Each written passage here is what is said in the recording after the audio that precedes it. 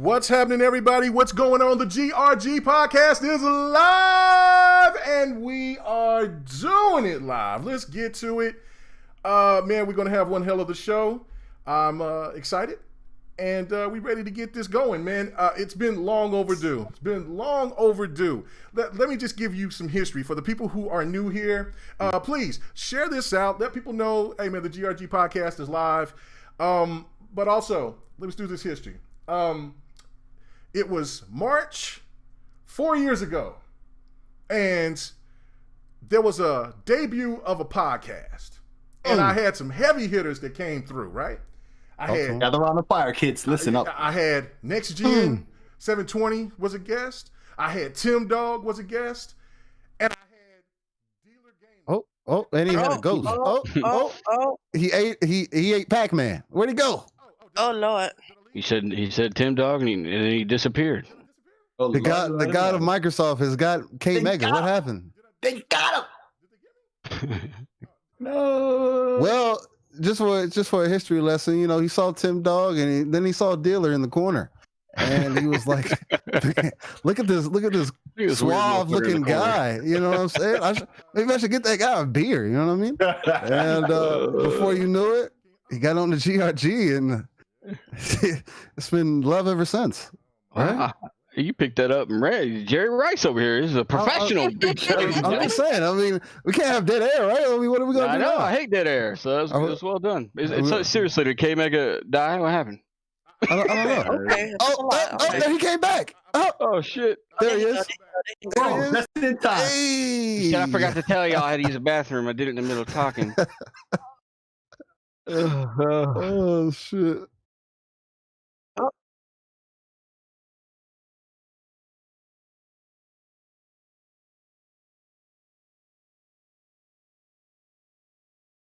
Okay. Talk that.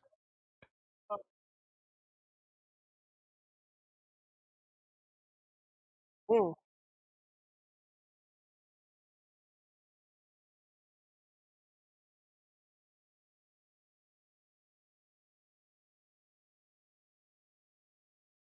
Ooh.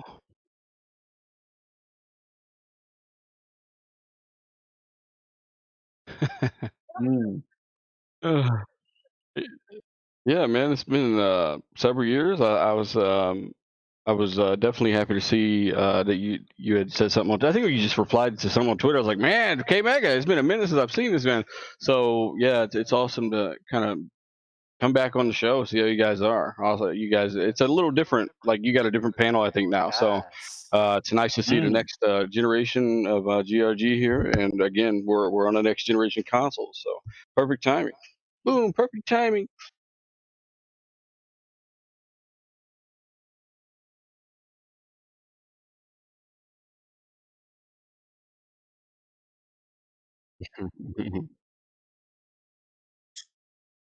Oh.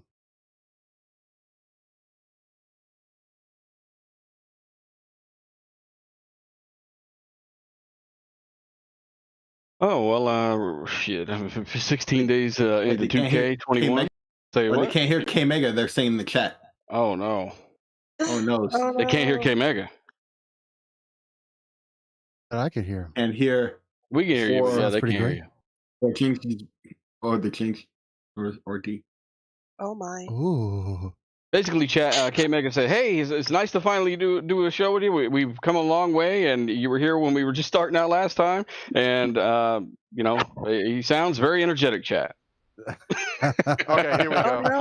I'm here. They can't hear me. There you go. Listen. There he goes. There we You know go. what? Just like 4 years ago, I was having there all it's these that. technical issues. And it was, I've been doing the show for God knows how long, and everything has been working fine. And of course, last week was a damn disaster. Had to cancel the show. But then, and that was another thing too. I need to give the people who was wondering, like, because they wanted to see what was the issue, and it was all on me. Real quick, what happened was that I You didn't have to tell him that, KMEGA. Come on. no, it was my fault. It was my fault. So, okay. Anyway. Oh, good. All you have to say is like, look, guys, we just needed a week off. We want a little bit of vacation, take the girls out, have a good time, and we'll see you next big week. things out here. Yeah. Yeah. But anyway. Big moves. That's funny though. But all right, yeah, I was very Facts. energetic. I was over here asking dealer what's going on, but y'all at least heard that. So anyway, but first, let's get to the panel. Man, D, it is so good to have you back. What's going on with you, lady? I'm good. I'm glad to be here. I was gonna blame myself for it messing up, but you just cleared that up. So thank you, brother. Yeah. 'Cause I wasn't here last time, but yeah, I'm chilling. It was on me. Just another week. Just another week. Nice. All right. Six Layer, what's happening with you, man? What's been going on with you? Oh man, this week has been a week of VR for me, man. I've been playing a lot of VR games with that Quest 2 that I had gotten a couple weeks back. Wireless VR is blowing my mind, man. I expect that from the consoles soon. Really? So yeah. I've tried VR one time, and then I said, no, I don't want these eye herpes. I'm going to leave that alone. Well, they have a removable, like the point of contact on your face with the padding, everything. Mm-hmm. It's removable and replaceable, so you can just get extras, and they're pretty cheap. Fair. So if you have concern about that, that's Terrible. Did you just say eye herpes? He did say I heard. He did say okay. that. I was turned off by that, but I was trying to ignore it. I wasn't Right. My ears perked up like, pardon? I just went with said I got eye herpes too. What? Oh, hold on now. Whoa. Watch Yikes. What's going on? I told you it's already getting wild. We ain't even got to the topics yet. All right. So thank you, Six Layer, for giving us a little insight on the eye herpes machine. Okay. Yeah, I didn't call it that. But whatever. I don't know why you trying to put the L on me. That's your L. Own that. All right, man. And my main man. Speak your truth, King. Go ahead. Still Rain. Let's get it. What's happening with you, man? What's going on? You hear me? Who? Still Rain. Oh, see, I didn't even hear you. You're cutting out, KMEGA. But anyway, just to bring it back in. God damn squirrel. Go ahead. All right. But what's going on, ladies and gentlemen, boys and girls? It is I am him, the one and only Still Rain. Look, it's been an outstanding week. Hopefully, it's been the same for everybody else, even if it hasn't. Many blessings flow and let the gods walk with you. Look, man, I just been getting into Outriders. I had to put it down for a bit, man. It's to the point where I like the grind, but they just don't have enough. They still need to work on some things on the back end, and it's just bothering me. So I've moved on for a bit and got into God Eater 3, man. Anime is a classic. I love the game style so far. I'm only about 5 hours in, but I've been enjoying it. It's a good break. It's like a Monster Hunter kind of game so far from what I've been seeing. I haven't played any of the other God Eaters. I was into the anime. I really love the anime, but yeah, man, that's pretty much what's been going on with me. We got some fire topics tonight. We're gonna fight through all the technical issues tonight, and we really gonna bring that energy to y'all. So hope y'all buckled in. Let's get to it. Let's go. And last but not least, man, I'm gonna blame him. It's our tech guy, PK. What's happening with you, PK? Damn. Like I said, our tech guy. See how they do it? See how they do you? Yeah. Be your own. It's the most electrifying man in these YouTube channels here. And yeah, I am glad to be here. It's been a long week. A lot of great news dropping. I was invited to that Xbox event, though I didn't get to go. But hey, the news kept flowing. So I know Dealer heard about it. I seen his video. So I know he knows what I'm talking about. And definitely we can't wait to get into these topics. So let's get it. No doubt. All right. Man, Yobi, man, bro, I wish you hit me up a little bit earlier. But you hit me up at 8:11 talking about, hey, man, send me the link so I can come in.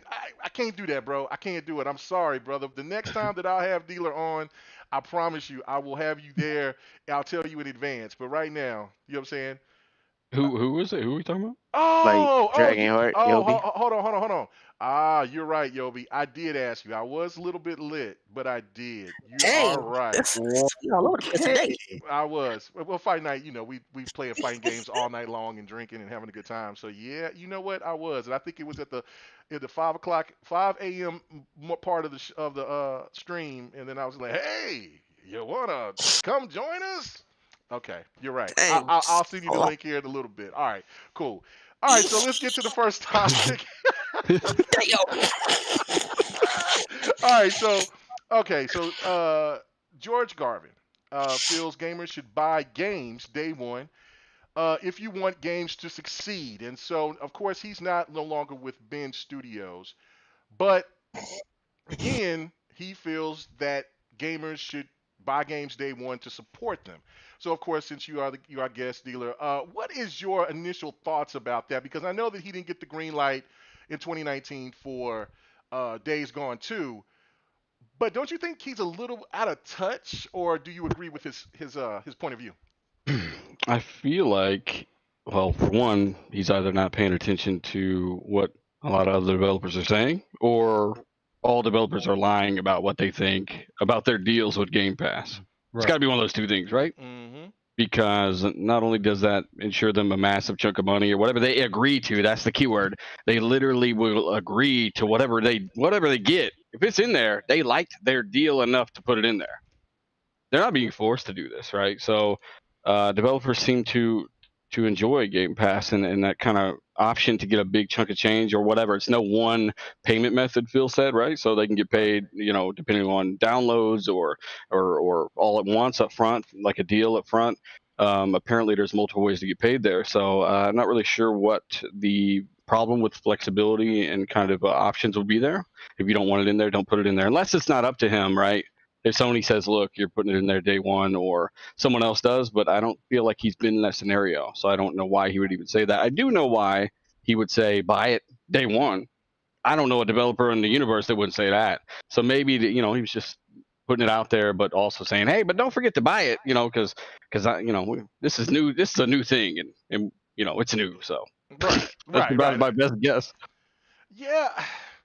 I don't know, man. I totally agree. It is a new thing. I mean, there's this new little thing running around where people think, well, if you don't buy games and if you support subscriptions, obviously the game is not getting any type of support behind it. But I don't know, man. D, what do you think about this? You think that this developer, do you think that he was right on point on this, or do you disagree? So I read the article a couple of days ago with what he said, and I wanted to be devil's advocate at first because, of course, with Twitter, people just post the one line, and if he's like, if you like a game, support on fucking day one, and I was like, okay, let me read it, but it kind of came off a little tone deaf because it's like, okay, you want people to buy the game day one to show support. And it's just like, okay, so are you saying if I don't buy it day one at $60 and at this point $70, I shouldn't buy it at all when it's on sale? I shouldn't get it when it's on PS Plus? Like, is me enjoying the game in any price point not support? So it was just like, I don't understand where he was coming from, because at first, I kind of do, but I kind of don't, because when I first saw it, I was like, maybe he meant, support it on day one or on launch. But when he said buy it at full price, I was just like, okay, because me personally, I don't know many games that I buy full price. Either I'm getting a deal, with PlayStation doing it on sale or Xbox doing it on sale. I usually get a price, especially if it's a new IP. I'm not familiar. So I don't, right? Yeah, I try to be. I'm trying to get cheap to free. So I felt like it was a little tone deaf. I think he's aware as well, because I want to say he was like, yeah, I didn't get fired or lose my job because of performance. It was personality. So I feel like he's kind of aware that he can come off dickish, for lack of a better term. But I can only imagine if I had purchased Days Gone, which I haven't, I actually got it for free. I'm like, okay, should I not? I don't have to play it anyway. You know what I mean? So I just don't know what the point was, especially when he's not there anymore. Like, what was the end game with him saying that the way he said it? Yeah, no, he's defending his game. Did his game sell well? Anybody know? Yeah, it sold like 6.5 million. I thought that for a new IP, I think that's a great number. And apparently I it did wasn't because they still didn't get rights to put out a sequel. I mean, I like Days Gone. I don't know like how many of you guys have played it, but yeah, it was not a horrible. It was just too long. It's like 20 hours too long. But I mean, yeah, apparently 6.5 is not enough in 2020, 2019, whatever the hell that game came out to warrant a sequel. Right. Yeah. But I do remember people having like one of my friends on Twitter. Out of all the people that were like, yeah, it's great, he had like the worst bugs. He was having game crashing bugs. He was having blue hell bugs, and he was just like, you know what, screw it, I'm done. So if that's just one person, because when a game comes out, if it's like having issues, people are just like, no, it's fine. Other people are like, no, I'm having terrible issues. I did see and hear, not many, but there were some people where it was either working perfectly or it was just like, I can't even play it. It's crashing every 2 seconds. It's shutting off my PS4. So some people on the internet were like, okay, even if I wanted to support your shit day one, it wasn't working for everybody on day one. So that's kind of where the tone deafness came from some people, some people's perspective, because it's just like, it wasn't even working properly. So how can we, A, know we're going to like it, and B, we buy it and it's not even working? Yeah, you turn that around and say, hey, you want us to buy a game day one? Well, make sure it's finished day one. Yeah, right. Y'all ain't Rockstar. No, for real. I mean, and this is a new IP. You got to do any and everything to get, to make sure that people aren't. I mean, just like with Cyberpunk and how bad that was. I mean, you look and see, but that game still made it through. I mean, of course, the sales numbers for that, but a new IP. This is your biggest IP, and it comes out that broken. That's the reason why I stayed away from it. And then they, like a year and a half later, they still patched it. I don't know, but. Slayer, what do you think about that, man? What do you think about his comments? Well, I think everybody's already hit the nail on the head. You want us to pay full price? Well, we expect a working game. It's that black and white. It's that simple. Like, you have, a problem with the fact that your game didn't sell well enough to warrant a sequel. Well, we have a problem with your game being broken. So a lot of us ignored your game. I ignored your game because of that. And I'm not into zombies, but the biker aspect and everything, I was like, I might try that, until I heard the word that about the bugs and everything. I'm like, nope, pass. And that's it.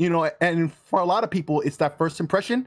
That's all you get, because there's a backlog, there's other games on the way. Hey, you want us to pay full price? Well, we expect a fully working game. That's all I really have to say on it, because everybody else already hit the nail on the head quite eloquently. So I'll leave it at that. All right, cool. What about you, PK?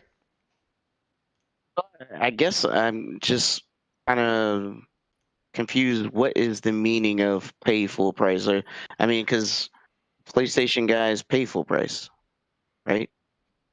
So what does that really mean?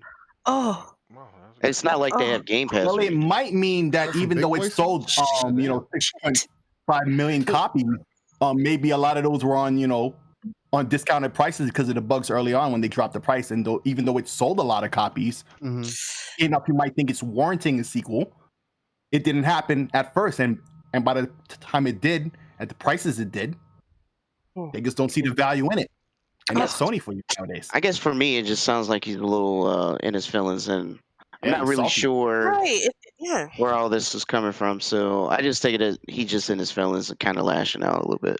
Well, yeah, I mean, it's his baby, and he did leave the studio before because that was the rumor that he left because of the fact that Naughty Dog was coming into the studio and they're supposed to be working on a remake. I don't know if that ever got debunked or anything, but that to me, it's his baby. He wanted the game to succeed, and he thought that Sony should give that game another try, which I think that Sony should do that. I don't know, but this is just an open question. Anybody can answer this. But does this kind of take away from what Sony has been known for so many years, is having that innovation, or just letting like not publishers, but letting developers kind of make these games and kind of throw these games out and let's see if it's going to stick, or if give it 2 or 3 entries before they cancel it? Is Sony kind of reverting back away from that and going back to the old, basically Xbox model that everybody used to complain about back then? I mean, what do you guys think? What's Seems like the with the era that we're in, man, it's like you got to convince people that your game is worth it. You know what I'm saying? Like when you come out with games like Days Gone and it gets what's the rating on it? Like a low 70 or 71. The biggest thing that's about it that I've been hearing everybody say, again, I haven't played Days Gone. I don't feel any ways about Days Gone.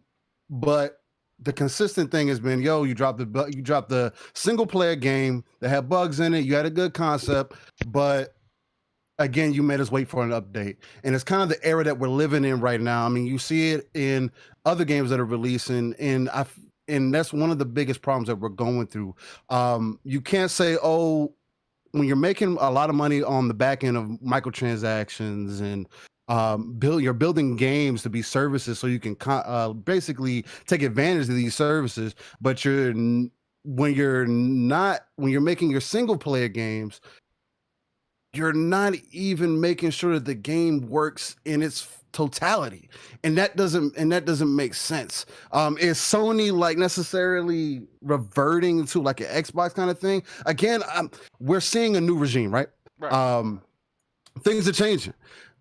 And that's just what it is. Sony has been stuck in their ways for a long time, and that's been one of my biggest problems with Sony. Again, I'm a multiplayer gamer, so a game like a service like Xbox or a service like that you have on PC, or the accessibility, I should say, is what's going to appeal to me more. And that's something that I feel like Sony has always lacked in. So to say that they're reverting to something, no, they're just sticking to what they're good at. Again, y'all complained when Microsoft didn't stick to what they were good at and try to do TV and then try to do everything else, but try to make games, continue to make their services better. And then they were trying to compete in a market that you already had a market leader, and that's been the totality of the last 20 years. Like, so to say that they're reverting, I mean, I don't want to just necessarily say that it's kind of cap or whatever the case might be, but it's more so they're just stuck in their ways. And until they see that something has to change, that selling physical games, trying to sell games at $70, and we'll see what's going to happen with Returnal. It's going to be completely obvious. And then we also have Resident Evil coming in right after that. Are people going to be willing to pay $70 for a game? I don't know, man. Well, there's 5 million PS5s right now. The game is only on PS5, and you're expecting for the game to do numbers? There's so much that goes into it, and it's just like, I understand him being frustrated, saying, you need to buy games at $70, buy them at, or $60, buy them at full price, whatever Days Gone was at the time. It was 60. I can understand him saying that, but at the same time, like D was saying, if you drop a game that is like, especially single player games, again, we have a lot of at least I can speak for multiplayer games. We give a lot of cushion for bugs, and when our games come out, servers go down, this happens. Like for me, for example, Outrider servers were down for the first 2 days of the game, and I was like, it is what it is. I expect that. But it was also funny because people were giving the game flack, and it blew up. And that just showed the power of GamePass. That's neither here nor there. But with everything that's going on, we're moving into a really telling time. Whether this is going to be the true digital age, whether everything is going to be service-based. Because again, why wouldn't you want Sony to potentially adopt a similar service? If you're going to keep saying that Xbox is Netflix, why can't Sony be Disney Plus? Why can't Sony be Hulu? And just have access to those games. They're still going to get paid. They're still going to make that money. But Sony's going to stick with what they're good to, what they're good at, and that's making good games, movies type games. I don't think that's going to go away. I just don't see much innovation coming from that side, and that's what I feel is more so hurting with everything that's going on. So that's just me. Sorry. So basically, you're saying that we'll see a lot more of Horizon. A lot more God of War, a lot more. No, 100%. Every 3 years. Their version of Halo, Gears, and Forza. Look, I'll put it to you like this. You want some smoke? Look, I'll put it to you like this. What games do you know for sure going to come out for PlayStation, right? Y'all had so much smoke for Xbox. Oh, Halo, Gears, and Forza. Now, what do you have? God of War. They got Returnal. Horizon. Yeah, those. Is Returnal a first party? See, that's the question that I was going to ask the panel because I don't know. Returner's not first party, and it's not like these are. It's not like the games. That's another question that I have. I think the game looks like a AAA game, but is it? I don't know. We have to see how it plays and everything else. What Housemarque has done with that game looks incredible. Is it going to be a good game? Who knows yet? We'll see when it comes out for those people that invest in it. I mean, we're hearing a lot of good things on the back end, but to answer your question, KMEGA, it's like it's turning into, it's not necessarily role reversal either because we're still in a different era. Things could change very quickly. Someone could do one thing and the entire narrative is going to change anyway. But if you're going to depend on your side's same 3 games, same 4 games, if you want to throw Gran Turismo in there, even though, anyway, but oh my goodness, if we're gonna do that tonight. Every 3 years, you're going to depend on these titles, and you think that second and third party is going to want to talk to you when you're trying to make people spend $70 on a game, and your competitor is saying no. How about you enter Game Pass? We cut you off a little bread. We already have a line that's out the door and around the corner. What do you really want to do? We can cut a deal right now. You can guarantee to get these eyes. Because, brother, we're at 23 million now. And I still think they're being so light with that number. You got to remember, too, Sony have paid developers for day one releases in PlayStation now. Drawn to death, David Jaffe got $6 million to release that game day and date. Yes, exactly. So it's like we're gonna see something. We're gonna see some things move in a completely different way. Nobody's dead on any form, shape, or factor. It's just people are going to open their eyes to the typical consumer because that's what it's about. It's not about us hardcore. We're going to think what we think regardless. You got to look at it from the eyes of the typical consumer. I don't see the typical consumer spending $70 for Returnal. I don't. No, Will they? For those who have a PS5, yes. That's going to be the biggest question. Like it's already getting good scores and reviews. I don't know if it's already been out. I haven't seen anything about it. Because the game don't come out until sometime next week, right? So it looks fun. I would definitely play it. It has the gameplay aspect of it reminds me of Recore. So I'm like, hey, that looks fun. It's not a console seller. No, it's not a console selling game. It's a game that I got it. You know, and that's okay. But that's the thing to me is like, okay, it's a shooter. It doesn't seem like the story is completely impactful. List for the games that we know from Sony, and so therefore. Will it have an audience that's a little bit better than Godfall, or will it have an audience that's on the same? It's the type of game that comes in between bigger, AAA titles. Yes. You play that in between, and it's a stocking stuffer or whatever you want to call that term. So it, there's room for it to not be the best game ever, but it can't be, like a Days Gone where there's bugs and other problems. It's got to have something new and interesting, and keep that attention until the next game comes. And can it do that? We'll wait and find out. But I don't think it's going to be a game that you would still rain on that one. That's not it. That ain't it, Chief. No. It's not a system seller. No doubt about it. Ratchet & Clank would be more of a system seller in my opinion. But to see that speaks volumes by itself. I was just look but the anime rapper is saying, but these niche games are important. You need that in between. Yeah, it's a palate cleanser and for many other. And you need your heart for many that's other why reasons. I think that Game Pass is. But that's something that's later on we'll talk about with Game Pass. But I think that's the thing. Last gen was missed so much was the fact that we didn't get those type of games that were tweeners. We didn't get those. We didn't get a lot of double A's. We only got indies or triple A. And then when we got games that was like Sea of Thieves or State of Decay, they got dogged out, which I don't understand why, because we have been accustomed to getting that type of gaming for decades. So I don't know. Do anybody else have anything they want to say on this topic before we move on? I mean, I guess now we just kind of wait and hope that it is the best product that it can be, right? Right.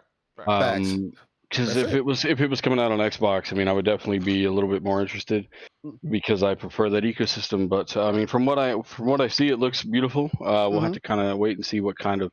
Actually, I don't know if Sony. I mean, of course they wanted to sell more, right? But I think they definitely just said, look, we're going to pay your salaries for a couple of years, build us a game you can only get on PS5 because we don't have anything yet, right? We don't have anything right now, just like Xbox. And they're trying to just keep some kind of games coming, keep some kind of hype out there until their games do release. And just like Microsoft is kind of following or doing that same approach, second party deals, stuff like that. You're gonna get a lot of those. So I guess we'll just wait and see how it turns out. Yeah, no. Mega, by the way, your mic's a little bit low, brother. Sorry. Okay, let me go ahead and turn that up because I was using the other mic and then that mic started acting up. Let's see. Let's turn it up a little bit. You just botting right now, KMEGA. All right, there we go. Are we good? Are we good now? Is everything right? Yeah, you good. Okay, You all good right. now. Yeah, they're- Okay, all right. That's it. Thumbs up. All right. You see, when I touched those headsets, I was like, oh man, that started doing the static. Whatever. Anyway, I got a plan for that. Hopefully, I can have that done by next week. But anyway, I do want to say thanks for the new member. I do want to say thanks for the new member to the podcast. Thank you so much. Casket Repair. Can you be Mike Repair? Can you fix Mike? I know Casket Repair actually. Yeah, Casket Repair. I've been talking. I know him. He's a good guy. Really? Well, Shout out to him. thank you so much. Thank you so much. And Yobi, I'm so sorry. I did send you the link, but you said you'll fall back. I do apologize. I will have you on next week. I promise. I'm sorry, bro. I did forget. I feel bad about that. So, you know what I'm saying? So people, yes, jump me for that one. But okay, Dirk Griggity, thank you so much, brother. He says, just stopping by to say what's up. He said, I love Days Gone and would love to see a sequel, but I guess shit happens. And so listen.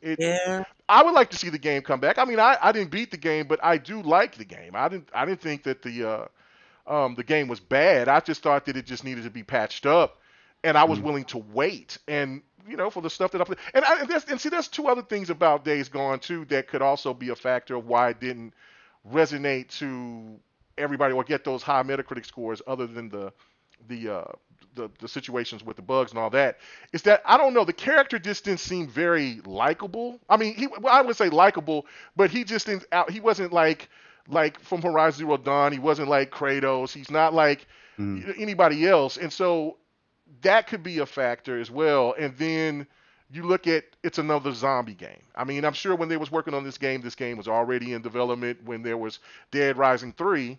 But by the time that there's been tons other zombie games, and people could just been, like, hey man, I'm kind of tapped out on the zombie thing right now. So that could be another factor. But 6.5 for a new IP, those are huge numbers. I don't know why Sony's tripping like that, but it is what it is. Especially for such a small team. I know they were developing that game for like 5 years, right? Yeah. But that was a PlayStation Vita studio.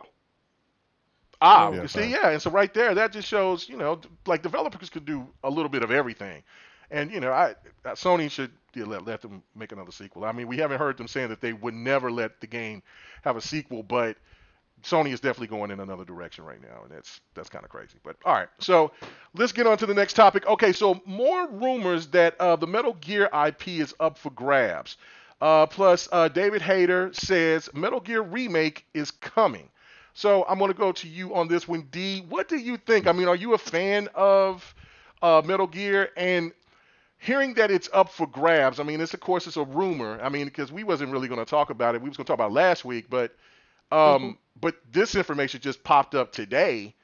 And again, Microsoft is in that space. Would you want Microsoft to be the one to get a hold of that? As far as gaming is concerned, it feels like if it's not a rumor, there's somebody actually putting in bids. Sure, how it's going to go with there being a Metal Gear Solid if Kojima is not attached to it.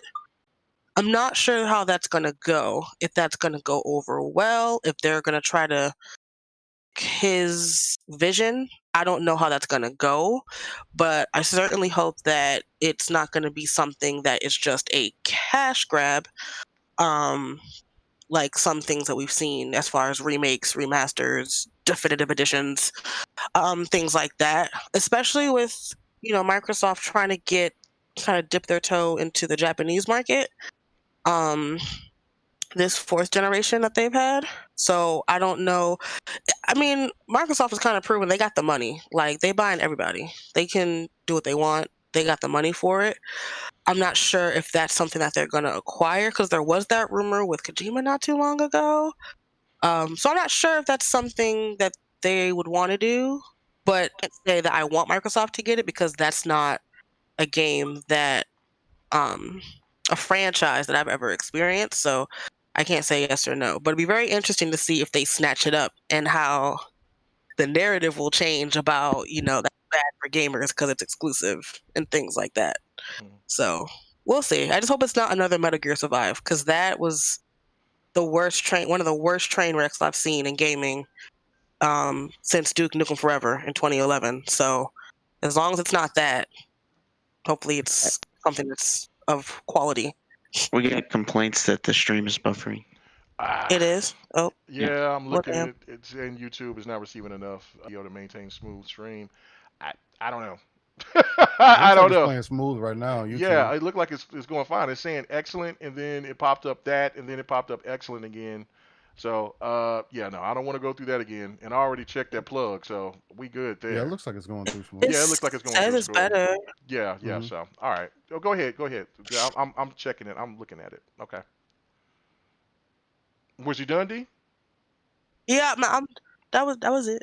Oh, okay. All right. All right. What about you, PK? What is your thoughts about this, man? I mean, do you are you?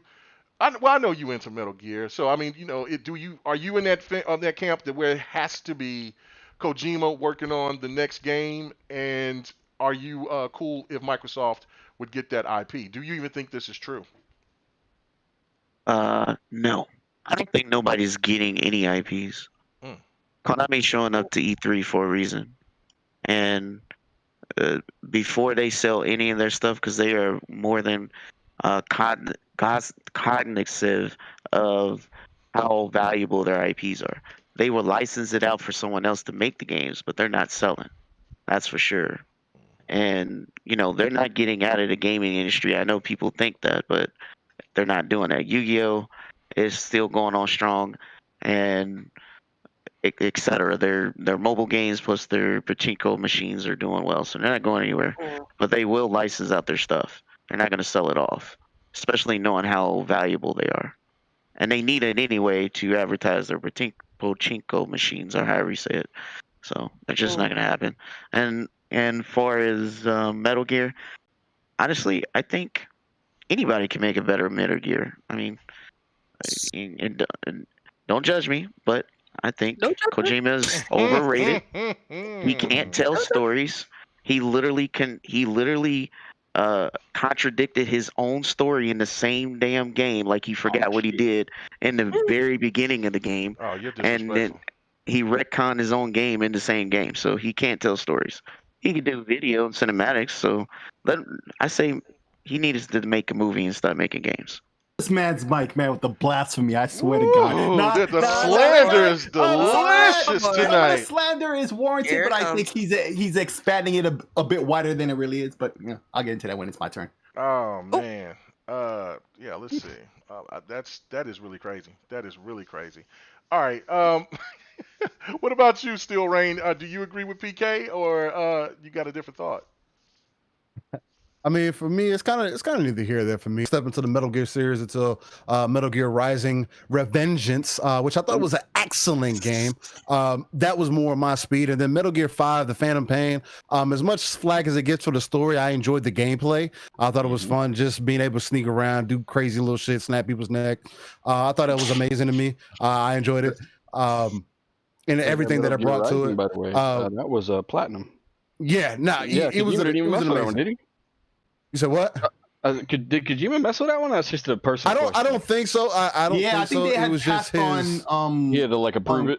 Yeah, it was under Kojima Productions. This is why I always bring that up. Gotcha. But yeah, other than those two games, as far as I go, I really enjoyed the multiplayer in the Phantom Pain too. I thought it was solid for what it was. I actually think it was slept on. Not enough people supported it. But because it brought everything that was excellent about Metal Gear into a multiplayer environment, and I mean, you could have a good time with it, whether you was getting into the little mini mechs, running around trying to run people over with it, or shooting them with it. I mean, or just using the regular abilities. It was always badass when you sneak up on a person and just lynch them to the parachute, and then they just take off in the air, and then you hear the scream. Oh, it used to be so badass. That's what I love about that. If they bring something like that back and really make a cognitive story, like PK was saying, make it something that the people can understand, the people can get behind, because obviously we see two polar opposites. you can't go Death Stranding and you can't go too much into Metal Gear 5. You got to find something in between. I think if we were able to find a happy medium with a solid developer, I think that would be dope. But who knows, man? If Kojima's a part of it, I think it'll be, again, him coming back to his baby. I think it'll be dope if he was able to get to it, but I don't know if it's going to necessarily happen. He stated that he wants to work on a horror game. I think that's what he's going to do. He was already signed up to work on one with Google Stadia. We saw how that went, and I know he's back out in the market shopping and seeing who's interested and wants to cut some deals. So it might be a Game Pass play. You never know. So I would say keep your eyes open. He's still a creative that I feel like personally you still have to pay attention to, man, because he's a known name. You could tell a random person on the street, they're gonna be like, Kojima, I feel like I've heard that name before. It's just over the years, regardless of how you feel about him, there's still something there. So yeah, that's no doubt about that. No doubt. All right, what about you, dealer? What's your thoughts, man? Wondering if I don't know how loud my mic is. Sorry, I'm wondering if the remake is Snake Eater, because I heard they were working on this years ago. I didn't get to play that. But I don't know if that's true. I thought it was not true because it never actually showed up anywhere. But that would be kind of interesting. I'm not a big Kojima fan either. I'd rather make skits about the man, I'll be honest. But he's got his fans, and he does have a thing approach. He's probably the most Western Japanese developer I can think of, right? In terms of his gameplay and his inspirations, right? I remember when Grand Theft Auto 5 came out, you're fucked. Like, no wonder the Western, developers are dominating. I'm not into his style, but I do respect what he's done, and he does go for some weird ass ideas, throat babies included. That was and that's definitely something that some people are into. I know Rand liked Dead Body and said fuck it. I wasn't on there very long, but I mean, Kojima's Kojima, and if Microsoft want to work with him, then that's because they're making a push get his games kind of more broadly accessible, especially in Japan, where xCloud can be very, very effective. They're not talking about consoles anymore. We're talking about getting software that will be available and appealing to people that don't even have the opportunity to buy an Xbox. You can stream their games over there, and that's a potential user. So, yeah, I get the plan. Yeah, no, and I get the plan as well. Did I skip you, Slayer? Yeah. All right, go ahead, man. I was about to get started. My bad, brother. Go ahead, brother. Well, to keep the conversation, to exactly what you asked me. Number one, obviously, I'm a Metal Gear fan. I've mentioned that many times. In fact, the first third-party game I ever owned was Metal Gear on the NES. It's unfortunate to me that David Hayter has come out and said that most likely this is a remake of a Solid 1, because I'd much rather see a remake of the first two Metal Gears. Okay, pre-Solid. Okay, and also, I would also like Kojima to be at the head, because a lot of people may not know the history of Metal Gear, but they made a sequel on the NES that did not involve Kojima at all. And one day Kojima was on the train on his way home, and he happened to meet one of the developers of this game, and he begged him to make a sequel, and Kojima did. And eventually he made another game, and that was Solid 1. And so I'd love to see, remakes of the first two original games. A lot of people don't know that story. And so I'd much rather see that. But as for what could happen, Konami's gonna be at E3, and there's many ways to skin this cat, because he had a horror game that he was working on with Stadia. It could be that. It could be a Game Pass deal. It could be a lot of things. But the fact that David Hayter has been out there, making his claims, maybe it is this remake. We'll just have to see. It's interesting, but everybody's got their rumors and their guesses, but we're not gonna know until it's announced or there's a major leak or something, because I don't think anybody has the answers out there right now. So we just have to wait and see. No, and I think that if something will happen, we'll definitely know here E3 right now. I mean, no. I love Streets of Outriders. Rage You see the gameplay of Outriders. No. I mean, yeah, Streets of Rage. I mean, but see, Streets of Rage is still great. I mean, right when you heard them, I was like, oh, this is so great. But day and date. Right, day and date. which gives me the impression that maybe Xbox and Sega will be doing something, Well, larger. Vermintide 2 is Yeah. another one that's day and date on Game Pass. I do remember, All right. and I think All Dark right. Tide might be as well. I mean, this is something that you're gonna see a lot more of. I mentioned this a couple weeks ago.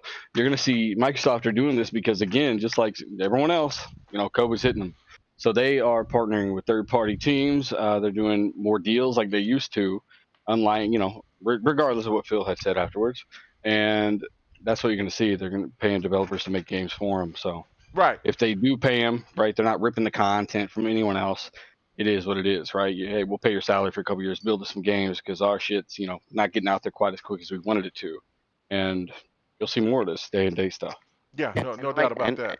Go ahead. And I agree with that. Remember I said when over at 4GQTV when we interviewed Aaron from Square before Outriders came out, this is what they said. Yes, this is the beginning, and this is basically, especially for games like that, it's definitely going to be the platform they look at to put 20 million eyes in front of their game. That is a huge market ploy for them. They see it as a plus. So it's definitely the beginning, and it's gonna more as time go on. You're gonna see more and more. That's 100 for sure. All right, cool. All right, so okay, so I know that I put number 3 here, but PK came in there. He talked me out of it. So I'm not even. So I'm going to erase that. We're done with that. I want to hear some tech talk. You know what I'm saying? So I want you guys to get into it because you know what? Listen, I'm a person that likes to follow trends, and I give my thoughts. But when it comes to tech, I can talk about it, if I know something about it. But yeah, with this right here, this is all y'all. So I'm gonna let the panel take over this one. All right, so the new Fidelity FX SDK for the devs to bring PC graphical improvements and performance to Xbox. I'm going to you, PK, on this one. What's your thoughts? I know that a lot of people have been talking about this. I know that they had that at their little stream this week. I know a little bit about it, but I'm not fully, connected to all of that like that. So why don't you let people know a little bit about it, and then the rest of the panel take over. I'm just gonna sit back and sip on my douce while y'all do this. Oh boy. Go ahead, BK. You sleep? Yeah, what happened, What's going PK? on? No, I'm sorry, I was double muted. So I'm gonna say How do you double mute that I'm yourself? gonna be gracious and let our guest go first. Oh, Because, okay, all right, dealer. he did put out a pretty good video. I mean, and then definitely I can follow up. On Velocity, Velocity is what I made a video on, and Super Resolution is not ready. AMD do say so. The new SDKs will help that stuff translate from PC a lot easier. Again, this is stuff that we were mentioning years ago. Microsoft's Right. plan back then with UWP, The right? secret Though sauce, it got right. better, started out pretty damn rough. Right. They basically ditched that in favor of something like GameCore. Right. And now, their plan is to, hey, everything's as scalable as possible, and guess what? Stuff on PC is going to be that much easier to bring to Xbox because of things like GameCore and your opportunity to optimize and develop kind of more than one game or more than one platform at a time. It's really been their goal for quite some time. It's not one-to-one, obviously. It's not instant scaling. It's not no work at all. But their idea is developers build games for Xbox or PC. It works on the other one a lot easier than any other platform. And that is part of the reasons you'll see a lot of new features being utilized, even if Xbox's, RDNA 2 feature set isn't. Sorry, I'm kicking this cat's biting me. The RDNA 2 feature set isn't the most common on console and Xbox. They have no real incentive to really leverage certain features that are only on the Xbox architecture, console-wise. Well, the PC feeds into that, so you're going to have double the incentive because you got two markets that benefit from those features instead of one. But yeah, I mean, honestly, they're doing really, really cool stuff, especially with Velocity.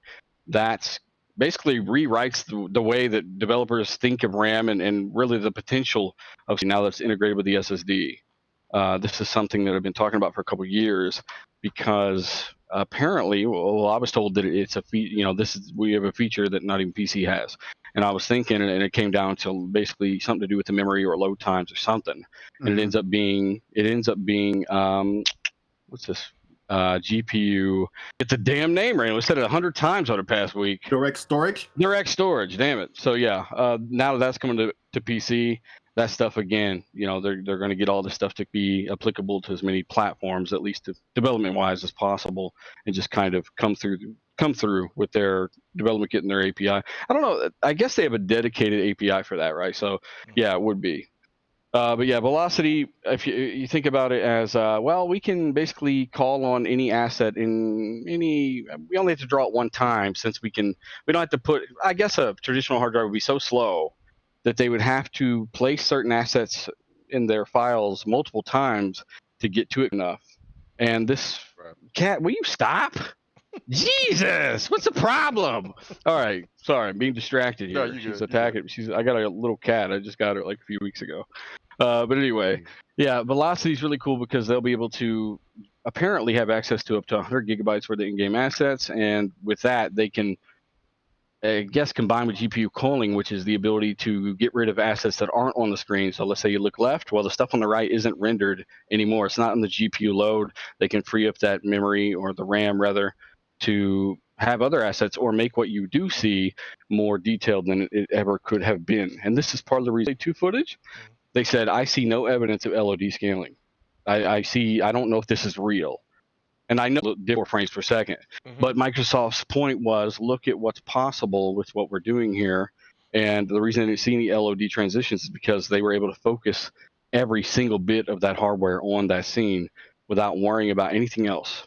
This is smart GPU features, I guess, rendering features that don't waste any processing on things that you just can't see, like you said in the demo, like behind the character that you're looking at. I mean, it's really, really getting the most out of the hardware that's already quite capable. And then that's not even really factoring in like VRS or machine learning, which has the ability to instantly up-res and down-res assets as well. So you don't really even need which is a massive part of your file size in a game. When these things start hitting, man, it's going to be pretty incredible. Right. Yeah, no doubt.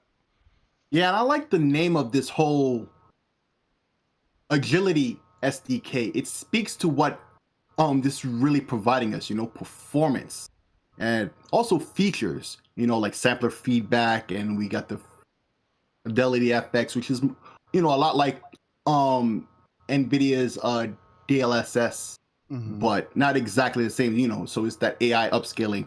There's a lot of features we've been hearing about, from developers and such, that they haven't really been able to really flex the hardware of the Xbox. This is going to, provide them with that ability, to put these features into the game, and you'll see perform.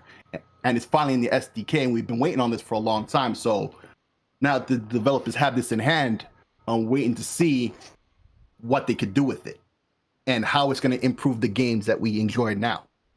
And in agility is like really agility was primarily about compatibility and DirectX 12 for a lot of developers, especially smaller developers, don't have the time or even the personnel, right? This is why Microsoft hired one of the best graphics programmers in the world from Crytek to work on Social Space, right?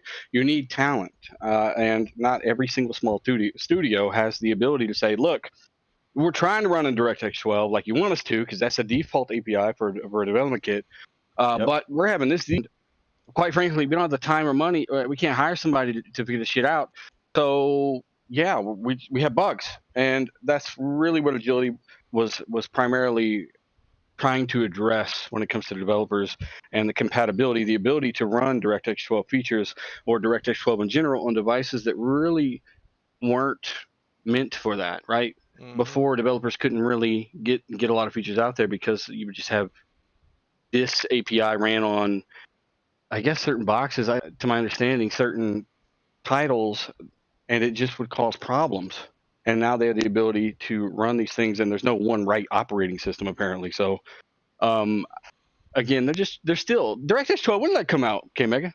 Really, Whoa, Come on, DirectX 12. oh, not we're Ultimate talking- DirectX 12 when no, they we're first not- started talking we're not about talking like about Ultimate. 2014, something like that, 2015, something. Because I mean, it might have been earlier than that, brother. Like, they're Yeah, still yeah, struggling with this, like, with development. Well, I know So- that when we start talking about it seriously, because that's when it, the secret sauce. It was around 20, it was around 2014, 2015 when we started talking about it heavy. But yeah, I mean, it's been out longer than that. Quite a but while. then, 2015 at the end of July. That's what I thought. So yeah, it was, because that's when it really started happening. Then of course, everything was, happening, and Xbox wasn't winning those Digital Foundry and other people's, you know what I'm saying? And so therefore people were kept, making fun of us about it. But I mean, it's here. I mean, the Xbox One, it was just like it showed out there. I don't know where that billboard was, but it was saying, the Xbox One was a prototype for something bigger. I mean, it didn't say that word for word, but it was basically like, look, it's a prototype. We have ideas that we're going to implement further, and now, we're bearing the fruits of it. You just have to be a little bit patient, because trust me, this is going to be worth the ordeal. Look, I'm going to just tell you guys this. My boy Don, he showed me his game the other day, and he showed me the characters of the game and everything. Unbelievable. Now, I remember seeing his game about 4 years ago. It was a while back, and it looked cool. But now, and the stuff that he's using now, the assets that he got, bruh, I can't even. I mean, like, yeah, I could definitely see that picture that's from Hellblade is actually some stuff that we'll be seeing. Maybe not in that full, like that crazy detail like that. There might be a little bit of downgrade, but it will be very, very close. Just by seeing what Don is working on his game, I'm like, yo.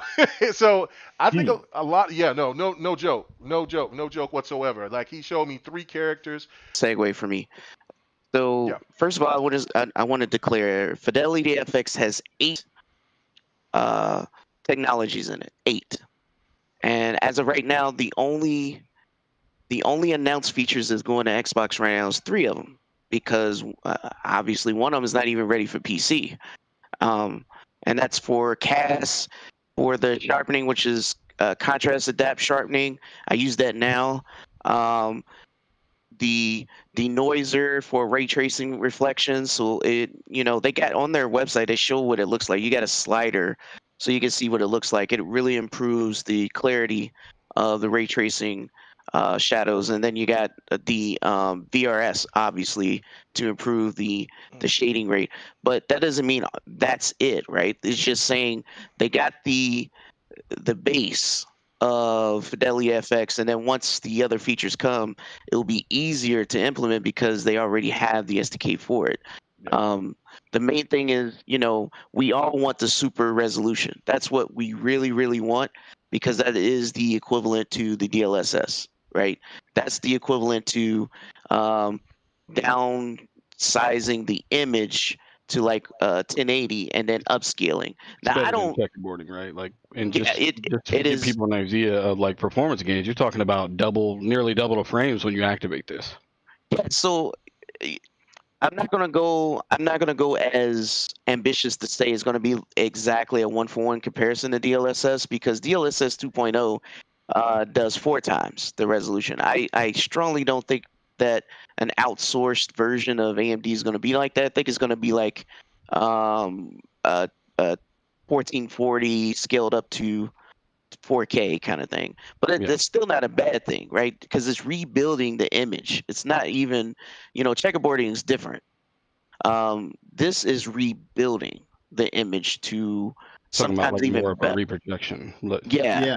Right. So it's a different technology, and it sometimes even look better than native. So the point, you reduce the resources used on your hardware so that you don't, like Dealer alluded to, you don't have to have those size the size of those of the data and the throughput going through your machine, so your machine can do more stuff, right? Because it's got more to work with.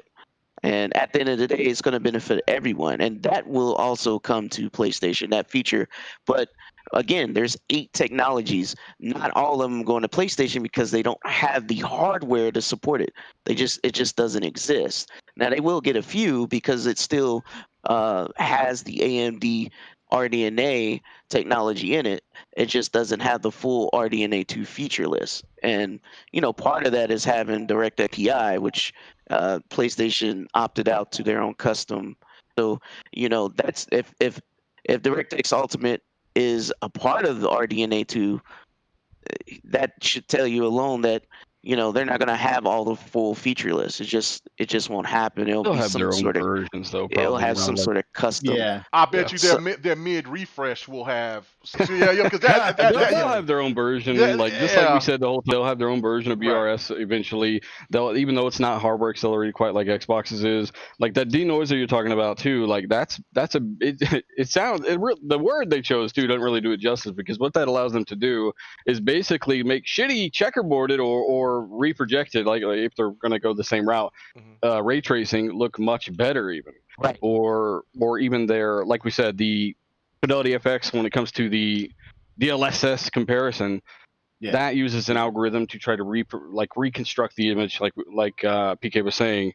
And again, frames. I mean, you're getting so many frames back for something that looks pretty much identical. Exactly. It rarely looks worse, at least in its best incarnation on NVIDIA. It will take time to get that point on AMD.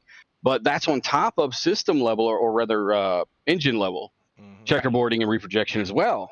So you're talking about a stacking of these things. Weight class, basically. Yeah. Yeah. I mean, Not it's to crazy. mention, this is open. This is going to be open source. So, unlike the NVIDIA, NVIDIA is proprietary. So you got to send the game to them. They got to run it through their machine, then send it back. So that takes time, and not everybody can do that. So that's why not all games support DLSS. So the way the AMD is trying to engage this is to make sure that all the consoles has it, plus their PC side is to make it open source so that everyone has the advantage of taking advantage of this technology in their own house, so they don't have to tweak their games, right? And because of Microsoft partnering with them, creating this API that makes it easier for them to run it through their game, that is also a benefit. And again, why they went to Microsoft first, because they partnered with them to help create that that ability. I can't even think of the word, but you know what I mean. It makes it easier. I didn't know that NVIDIA needed you to send their game in. I didn't know that. And what that means is it's just going to be just like Dolby Vision versus HDR. Yeah, Dolby Vision's a bit better, right? Yeah. But HDR10, the free standard, has advanced so much faster because it's a free standard, and more people can mess with it and implement on it and get the most out of it. So I mean that's why a lot of people look at Sony as being kind of like the new Apple. You know what I'm saying? The way that they implement stuff, because they want everything in house. It's just the same thing with what's going on with their SSD situation. Xbox or Microsoft to create these avenues. So good times, I would say. Good times. Yeah, I just wanted to add one thing to that. I was privy and had access to be able to watch some of these streams, videos that they had, where they sit there and they demo a lot of the things they're talking about. So this was a developer thing, but they had lots of demos where they sit there and they explain and show you how all of this works. And hopefully, a lot of this will be on YouTube pretty soon. So we'll drop the links if and when that happens. But it breaks it down for anybody who's not too technically minded. It's pretty simple to grasp because they break it down very simply. They have demos and with VRS. And what's the other one? Sampler feedback. I happen to watch that one, and it's like a whole thing where everything is colored, red and orange and the other things, just to make the example, a lot easier to understand. So hopefully it's on YouTube. If not already, we'll put the links on if and when that happens, and it'll break it down for everyone. Yeah, and I'm seeing and I'm hearing that it's buffering again. I've been having, I don't know what the issue is, but we're going to keep it rolling, and then hopefully when it fully develops out, hopefully that it'll iron Yeah, itself out. YouTube And then should you fix can it out in the back end. Yeah, so Yeah. YouTube will fix it in the back end. So I apologize for that right now. Just come and check it out later if it's buffering for you crazy right now. But you know what I'm saying, I do appreciate you guys coming through for sure. Yeah, I know, Sleepy Goblin. You know what I'm saying, but now it's showing excellent. Let it roll, and then it shows the buffer. But anyway, let me go ahead and read this super chat. Friendly Neighborhood Blue Shell, he says, for having Dealer on the podcast. Excellent. Yeah, man. Shout out to Blue GRG Shell. stand. Talk to him about Yeah, it. yeah. Matter of fact, I'm finna be hitting up Dealer like every week. Hey, bro, you know what? You know what I'm saying? You get those, get those super chats. But anyway, no, for real. Anybody else want to touch on this? I mean, because I think you guys nailed it on a lot of fronts. As a matter of fact, I learned a lot from just what you was talking about. And when it was brought up to me about, DirectX 12 and all the things that can be done within that, and then this is an extension to this. I just look forward to it. It's a really good time for gaming. I mean, I think I've said this before, like 2 years ago, that I just think that this is going to be another long generation, like the PlayStation 3 and the 360 era, because I think there's just so much stuff that's going on and that's going to be implemented into gaming. Is that, look, I mean, everything by the end of this generation is going to look so different. I don't think we're going to know which way is loose. It's going to be fascinating, but it's going to be crazy at the same time. So, all right, man. So let's get on with it. Now we can talk about some Game Pass. All right. Game Pass. Yeah. Here we go. I know. Yeah, you was real quiet. You was like, I'm not touching this. I saw your mic muted. Listen, if I'm not knowledgeable, I'm gonna stay silent to avoid sounding dumb. I'm the same thing. You see, I didn't say too much or anything. I'm gonna just learn. When I knew, I was like, yeah. The dealer was like, hey man, we talked about this. And hold on, I'm like, wait. Oh yeah, we did talk about DirectX 12. All right, now I can talk about that now. I ain't talking about all that type of stuff. But yeah, no, I love listening to people that knows tech talk better than me, more than me, so I can absorb and learn. And I think that's a lot of people that likes to listen to it and hear about it too. So anyway, Game Pass has supposedly reached over 23 million users. I personally think that it might be a little bit more, maybe even close to 30, maybe. I don't know. But the point of the matter is that when it was first released, a lot of people was thinking that it was just going to be, something that Xbox is trying to do because they're on their way out of here. And now, and all the games that they were going to implement was the first party, and a lot of people's already talking about it was going to be a lot of 60 Metacritic type games. It was just going to be the fodder, and it wasn't going to be anything that was substantial. And now we're already seeing you've seen MLB The Show, you've seen Octopath Traveler, you've seen Streets of Rage. We're going to see here coming up pretty soon next week. The Second Extinction, which I had no idea that was going to drop next week. I'm excited for that. I think I think Crossfire X is going to be coming on Game Pass, I believe. I could be wrong about that, but I think it might. Also, there's just so many other games that's going to be coming up, and like I said, Mega, you saying that though? I gotta say this real quick because it just blew my mind.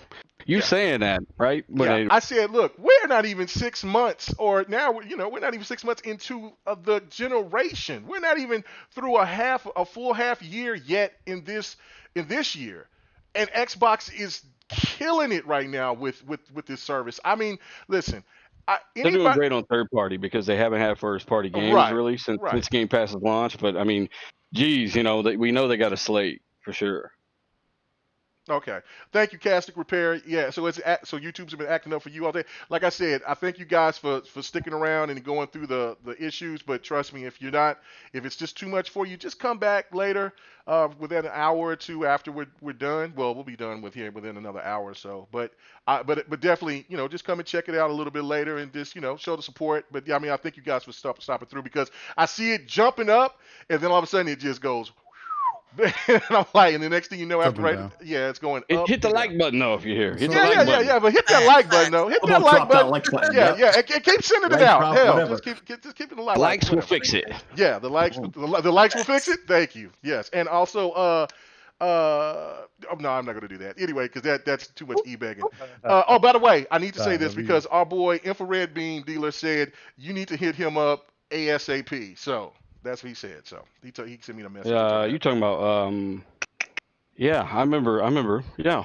Okay. Yeah. Now you got me wanting to ask questions like, how's he been? Damn, it's I been forever. Infrared. I sit there and talk to him every once in a while. I mean, he was contemplating Dylan, coming we can back. fix this. You just need to come and hang out with the homies. That's what we can do. Yeah. Hey, You know what I'm saying? I got an There you go. invite. I showed up. All right. Yeah, you So, did. yeah. You're right. No doubt about it. Mega ain't inviting me. Oh, listen to that. Listen to that. Come on now. Don't do that. Don't do that. Shout out to Infrared Beam though. No doubt about that. But anyway, so Game Pass, it has been killing it right now. It's been doing fantastic. My question to you, and I'm going to go to you, D, since you was the quietest on this. Okay, by the time Halo comes, where do you think these numbers will be? And just give your thoughts about the success of Game Pass right now. Well, I'm gonna be one of those people. Mm-hmm. I don't pretend to know about numbers.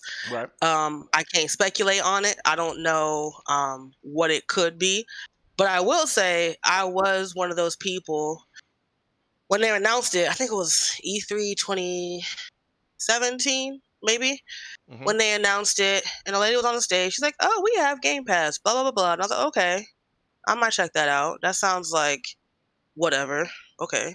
But I never would have guessed or predicted it would have gotten to this point, this stage, as far as how expansive it is, what it brings to the service as far as not just games, but value as well. Because y'all know me, I'm trying to get something cheap to free. So hey. with really, really upset. But that was like, you guys are treating your fan base terribly. Why would I spend $90 for it? Because what I didn't know was it's not just the Xbox One version, it's also the Series X version, are both on Game Pass. Whereas on PlayStation, if you want one or the other, you either pay separately or you have to buy the bundle. So, with all of these releases and announcements, it's just like, unfortunately, people can't buy systems easily. But I feel like the longer the system has been out, Christmas coming up, Black Friday is coming up, I'm not sure that they're going to ramp up production. I hope they do. But Halo might be a bundle. Game Pass Ultimate 3 months might be a bundle when they have more supply. And I think that's really, now that I think about it, really going to ramp up the numbers, because I was definitely just going to do a one and done with Game And I mean, it's things to where it's just so much accessibility happening, man. You can't help but to be ecstatic for it. Again, it's one of those things where there's so much in it. There's something in there for everybody. And you don't have to necessarily like it. It's there. It's an option. And I think that's what makes it so great. Again, people try to ignore it and try to downplay, not worth it or whatever the case might be. But you do the same thing to your Netflix every month, and you forget that you have it most of the time. Like Dee was using the example, that one game got her in there, and at the end of the month she was like, I'm fiending for that. I need that next month. At least that. So and I'm on the same type of, not necessarily the same type of time, because I've always been invested in Microsoft overall. I mean, let's face it, I've been PC gaming since I was 10 and I'm 28. So just to kind of give you you cannot beat service.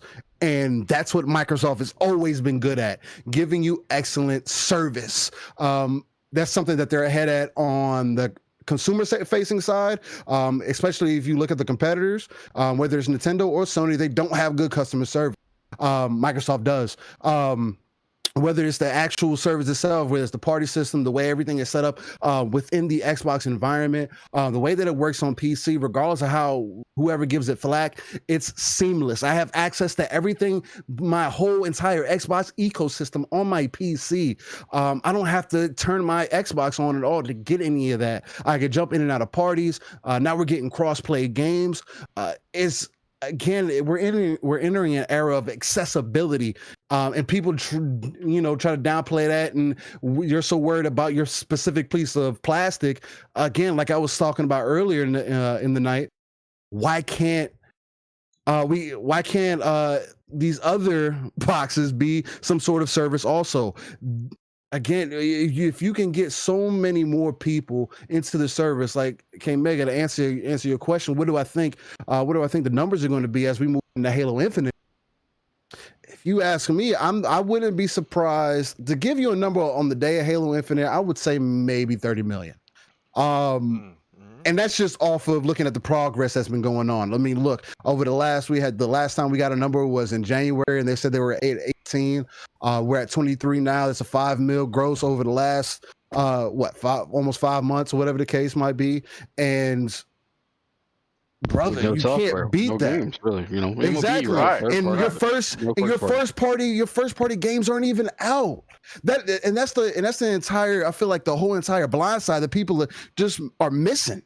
I don't get that. You're not looking down the road. Again, it's like the smoke that I was bringing in earlier. You're telling me God of War, Horizon, and Gran Turismo and Ratchet & Clank are going to carry your console for the next 3 years? Woo! Compared to what your competitors putting out? Yeah, the games aren't out right now, but I can say the same thing for the other side. Again, this is a generation of accessibility, and guess what? Microsoft already has one leg up on. Look at your competitor and ask them what they're doing to give you more accessibility other than old movies. That's how I feel. This man controls violence. Yeah, this man is disrespectful. God, Lord, violence. Gotta get down or you gotta lay down. Hey, Why you gotta say all those movies are old? I know, right? It's facts. Oh, Lord. They're not gonna be day and date, right? They can't even do the games day and date. So You didn't want day and date games. Why would you want day and date movies? okay, exactly. Right. Man, I want that Tobey Maguire Spider-Man. You don't even want the newest one. you know what? That positive energy has turned into delicious slander tonight, man. I don't even know what's going on here. But no, you are spitting facts. I mean, that's just the reality. And Six Layer, I mean, are you going to add on to this slander, or are you going to have a different take? Oh, well. Hey, man. Listen, it's not slander. D already know what's Don't coming. get caught up in your feelings. It is what it is. But we've been talking about this for a while here, on GRG with Game Pass. And when you look at the past year and 4 months, let's say, after the Game Awards, when they showed off the Series X, and even before that, Game Pass wasn't something I was too interested in because it was like Netflix, and it wasn't a thing for me, right? But I had a friend who had it, and he bought my original Xbox One when I got the One X, and he got Game Pass, and it was like that was perfect for him because he was low on money and he wanted to play a lot of games. That's perfect. A lot of parents have come to me and say, okay, what system should I get? It was an easy choice to get that Xbox and to suggest to them that to get Game Pass. I said it wasn't for me until Game Pass Ultimate. That's a whole different ball game because I too play PC and Xbox. And this is before xCloud was even added on top of that. That was the cherry on top in my mind, right? So we've seen the incredible rise of Game Pass and the amount of subscribers. Every few months we hear a new number, a higher and higher number. And earlier on, like maybe last week or the week before, I was saying by E3, it's going to be at 25 million easy. I think it's going to pass that before E3. And then around the time when Halo is out, or even just before, system hopefully will be more easily available, even if it's just by a little bit. That's still going to be a lot for people. And even those people who can't get systems, well, is that xCloud? So even then, or pardon me, Xbox streaming, right? Not xCloud, but I'm still going to refer to as xCloud for a long time, I guess. But yeah, even if you don't have a system, it doesn't matter. I mean, it's two different you things. Stream it for now. Well, it depends on the game. If it's Halo Infinite and you really want to play Halo Infinite and you don't have a PC that's up to snuff, right? And you can't get your hands on a console, well, there's streaming. It's an option. It's there, And I think that's my point. 50 million at first too. Maybe not. Maybe in a week or two it will be. Maybe not, but maybe in a week or two it will be. It's because the pace is getting faster. If we've been watching because every couple of months, they tell us, it's gotten to 5 to 10 to 15 the games, man. and they skipped 20 and they went to 23 perception. And maybe they announced 20 and I missed it, but it's already at 23. But there are not 23 million Series X and S. All right, I gotta. And it doesn't have to be. But before you get done with this, I do have to read some of this. I do have to read this because obviously this person just wants to. I don't know. But he says there are not 23 million Series X or S owners out there. I just seen that. Who said that? I'm not even going to get the name. Somebody said that, really? Oh yeah, no. Consoles have to do there with are Hey, man, not. real quick, can you can you count on two hands or one hand? How many devices is this thing? Do we have a billion fingers to count on? I don't think I mean, just for a second, Exactly, just to that's a think fact. about it. Like, I mean, he says there are not 23 million Series X owners. Listen, bro. My answer to that? Yeah, So what's your what? answer to That's that? not the point. this guy's That's been the on Twitter point. all day It's saying on these are multiple lies. platforms. They're up that These many are lies. Fake news. You don't need a console for the Game We need Pass. another recount. Exactly my point. They're Exactly on what I 50 said plus earlier. million Xbox Ones. They're on your The cell emails. phone. They're on the. I mean, They're gonna be on television. They're gonna be on television I as well, haven't too. went on this. Let me just put it this way. Mhm. Talk Once Tag in. let me just quote Satya, and when he said one of the things that I feel the most proud of as a company is when you go drop yourself anywhere on the planet, there will be a Microsoft partner ecosystem. The whole point is to make sure what they're aiming to do is to create a space to where the Xbox Game Pass is a part of your life, whether you own the hardware or not. So even in businesses, remember back in the day when the Wii was hot, businesses had the Wii in their conference rooms. Think about now when all you need is a controller. Right. And you just Yeah, have the exactly. Game Pass on your TV. My thing is, this is once the marketing starts to, and since they had those deals with LG and Samsung, this is the beginning. You don't need the hardware. They're just looking for the subs, and there will be subs, and unlikely subs will jump on there. And the whole point is to get as much content as they can for every different type of gamer there is out there, because not everybody like the same. But hey, that's the whole thing. So what I wanted to say is, for my point, is that yeah, the numbers are crazy right now, but just like Dila said, there's no first party games yet. What do you think is going to happen once the first party game drops? Yep. What do you think is going to happen when the biggest first party game drops? Yep. Right. That's the thing. Do you really think that people are just going to bypass and it's just going to be an average number? I think not.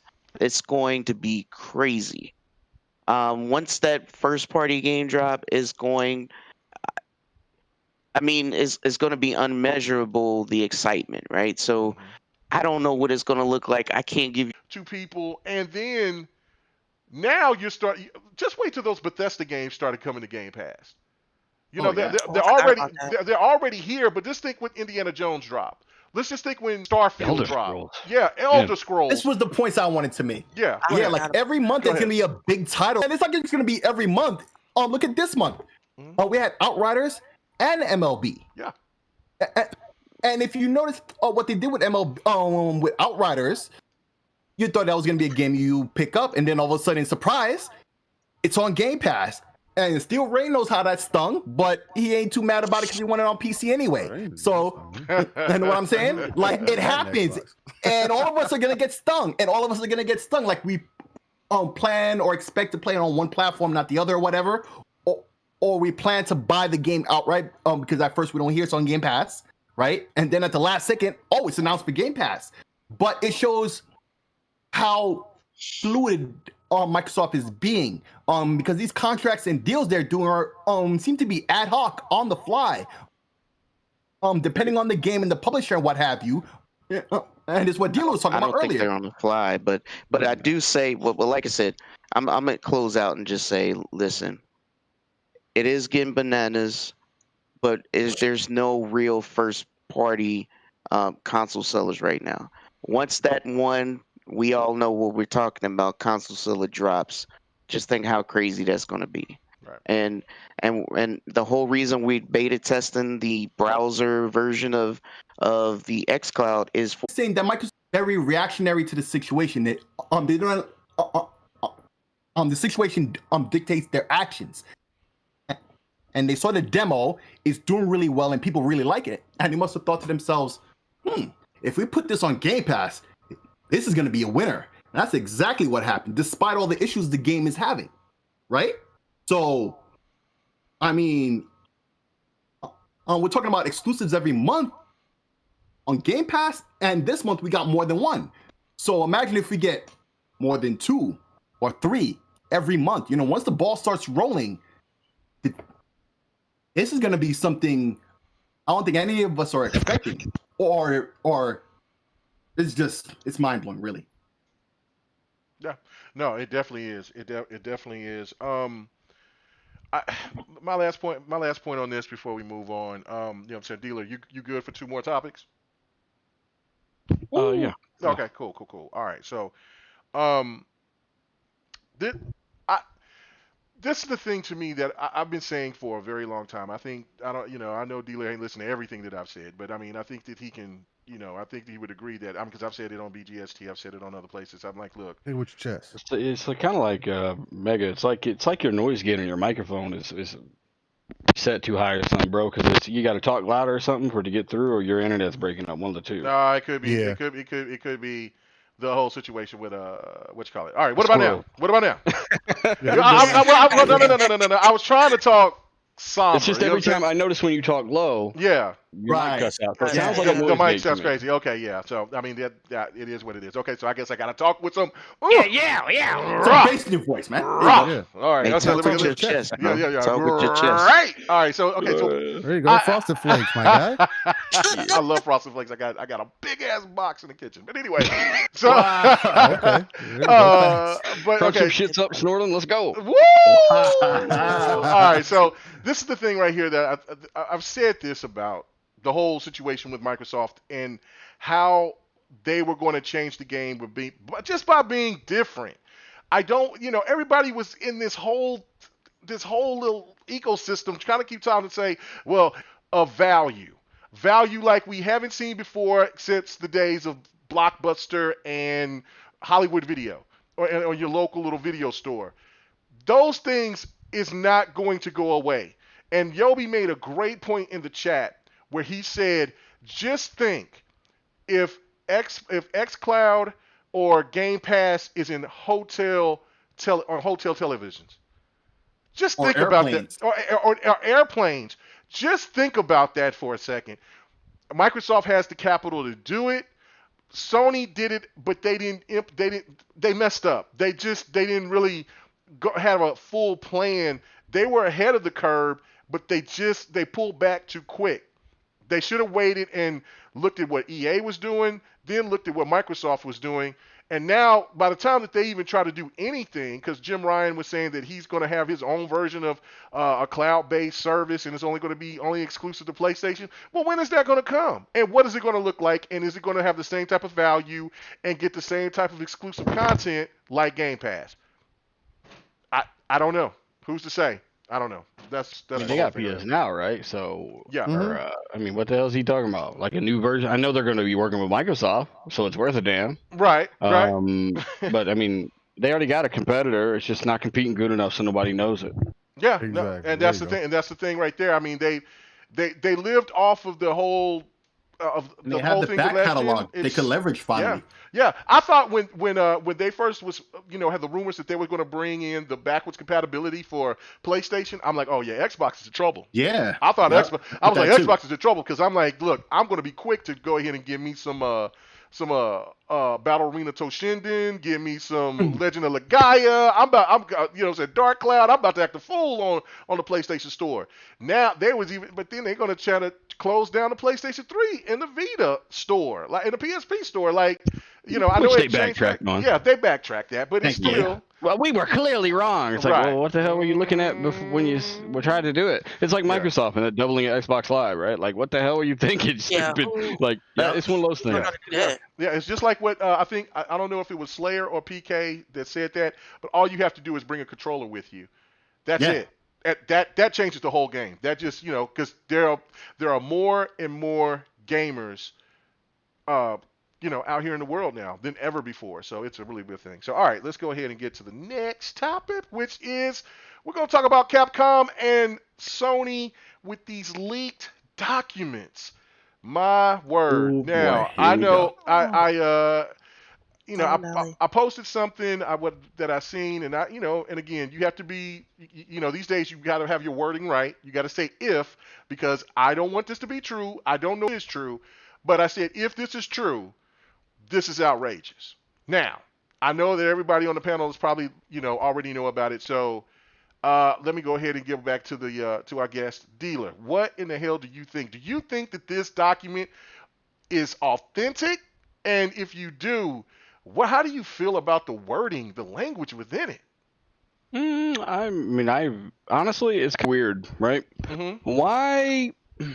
Why specifically Resident Evil 8? Why now? Why leak something like this, or rather fake something like this, right? It's not big enough or shocking enough to be like, I'm gonna really try to trick everybody and make them look stupid.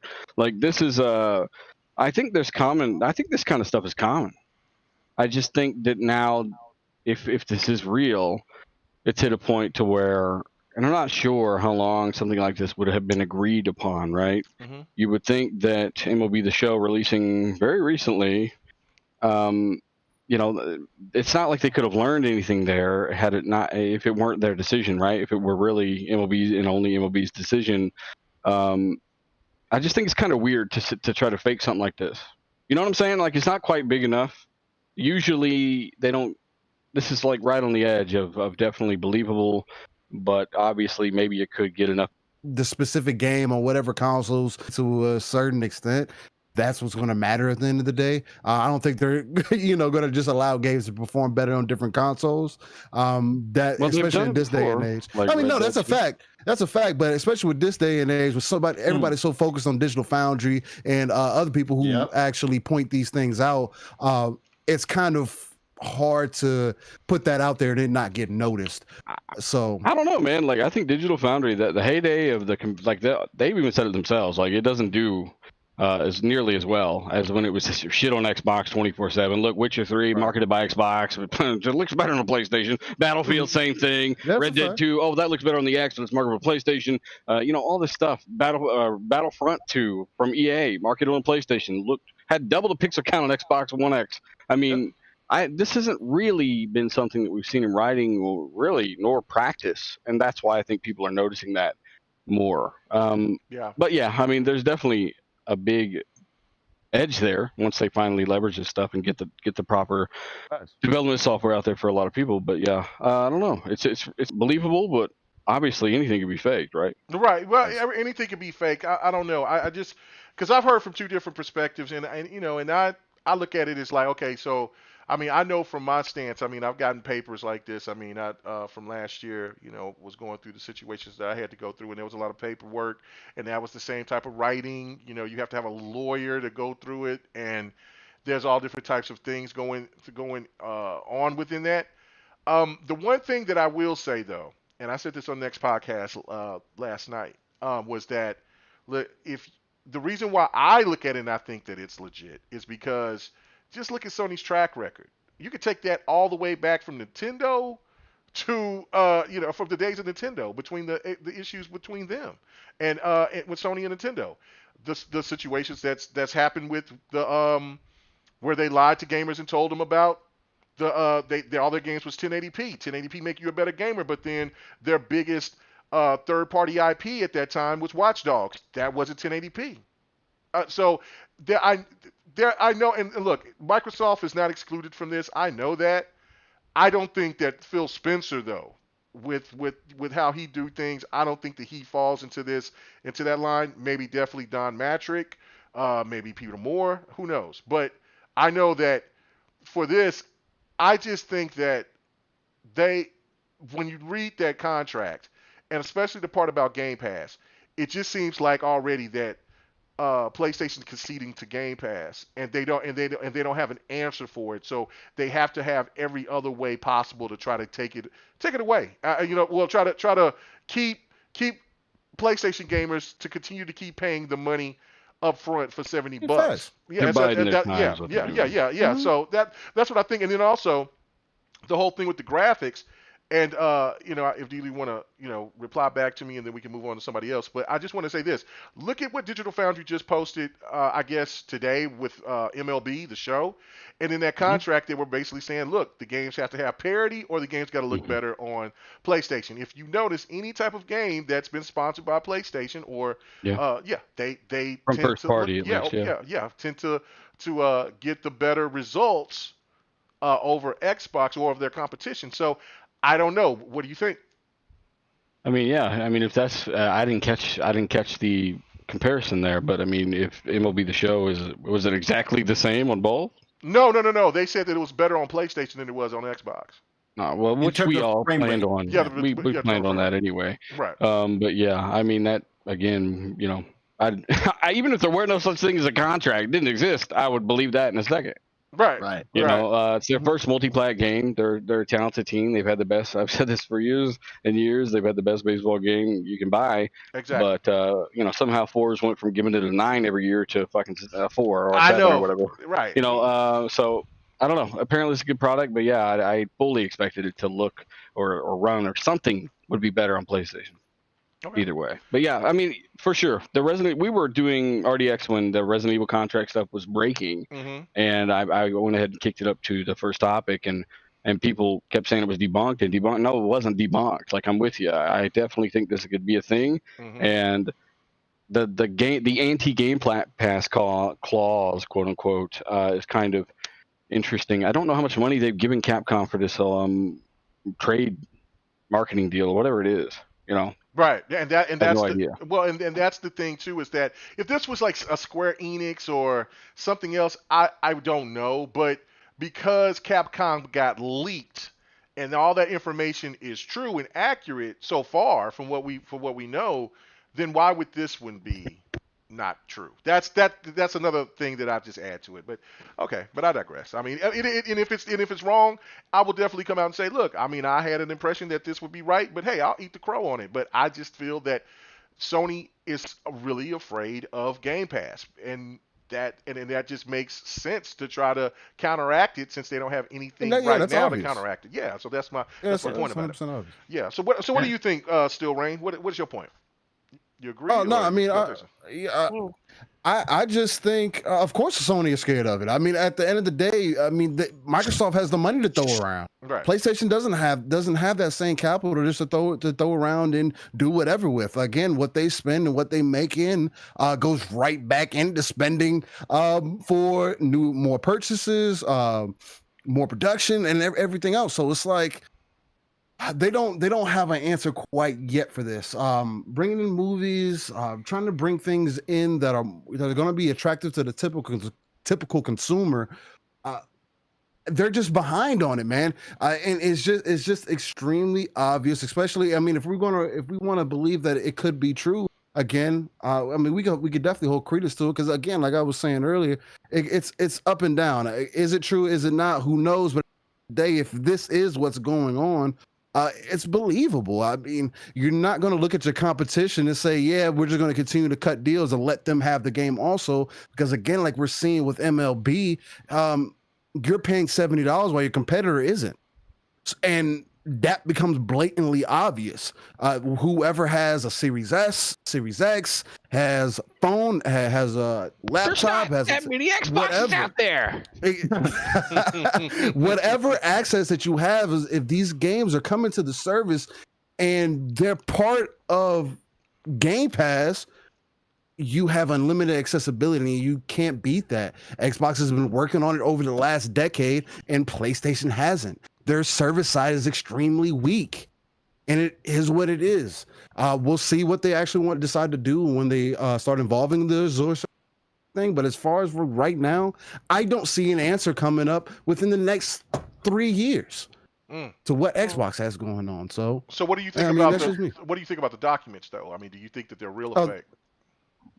I'm kind of on the fence about them, man. I don't feel either such way about them. Okay. I mean, as I've been stating, I mean, it could be real, it could be fake. I'm on the fence about it. Again, we are on the internet. Whoever got these documents can be edited. That's easily done nowadays. Could it be? But is it real? I don't know, man. If it is, I would say it definitely makes Sony look. It makes you look bad. Yeah, honestly. Yeah. I mean, yeah. Wow. No, totally different. Okay, so what about you, D? I mean, I know you're over here. What do you think? Do you think these documents could be legit, or, you know? So what I will say, without self-incrimination, that pretty much anything can be faked or forged. Right. Yep. Just seeing a document doesn't. I don't know. It could be.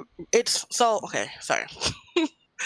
Given past behaviors and actions, Thank you. it is not inconceivable that this is real. However, the fact that it is a leaked document, because I mean the font looks legit. You know, you have certain documents. You're not using, Comic Sans. There's a certain look and font, bullet points and sections and articles and legalese. I'm not going to buy it, but now I'm asked out because I didn't buy it on PlayStation. If I was on the PS5 and PS4 only, as of right now, what they're saying in this document, all of these moves that they're making, me as a PlayStation owner doesn't benefit me directly.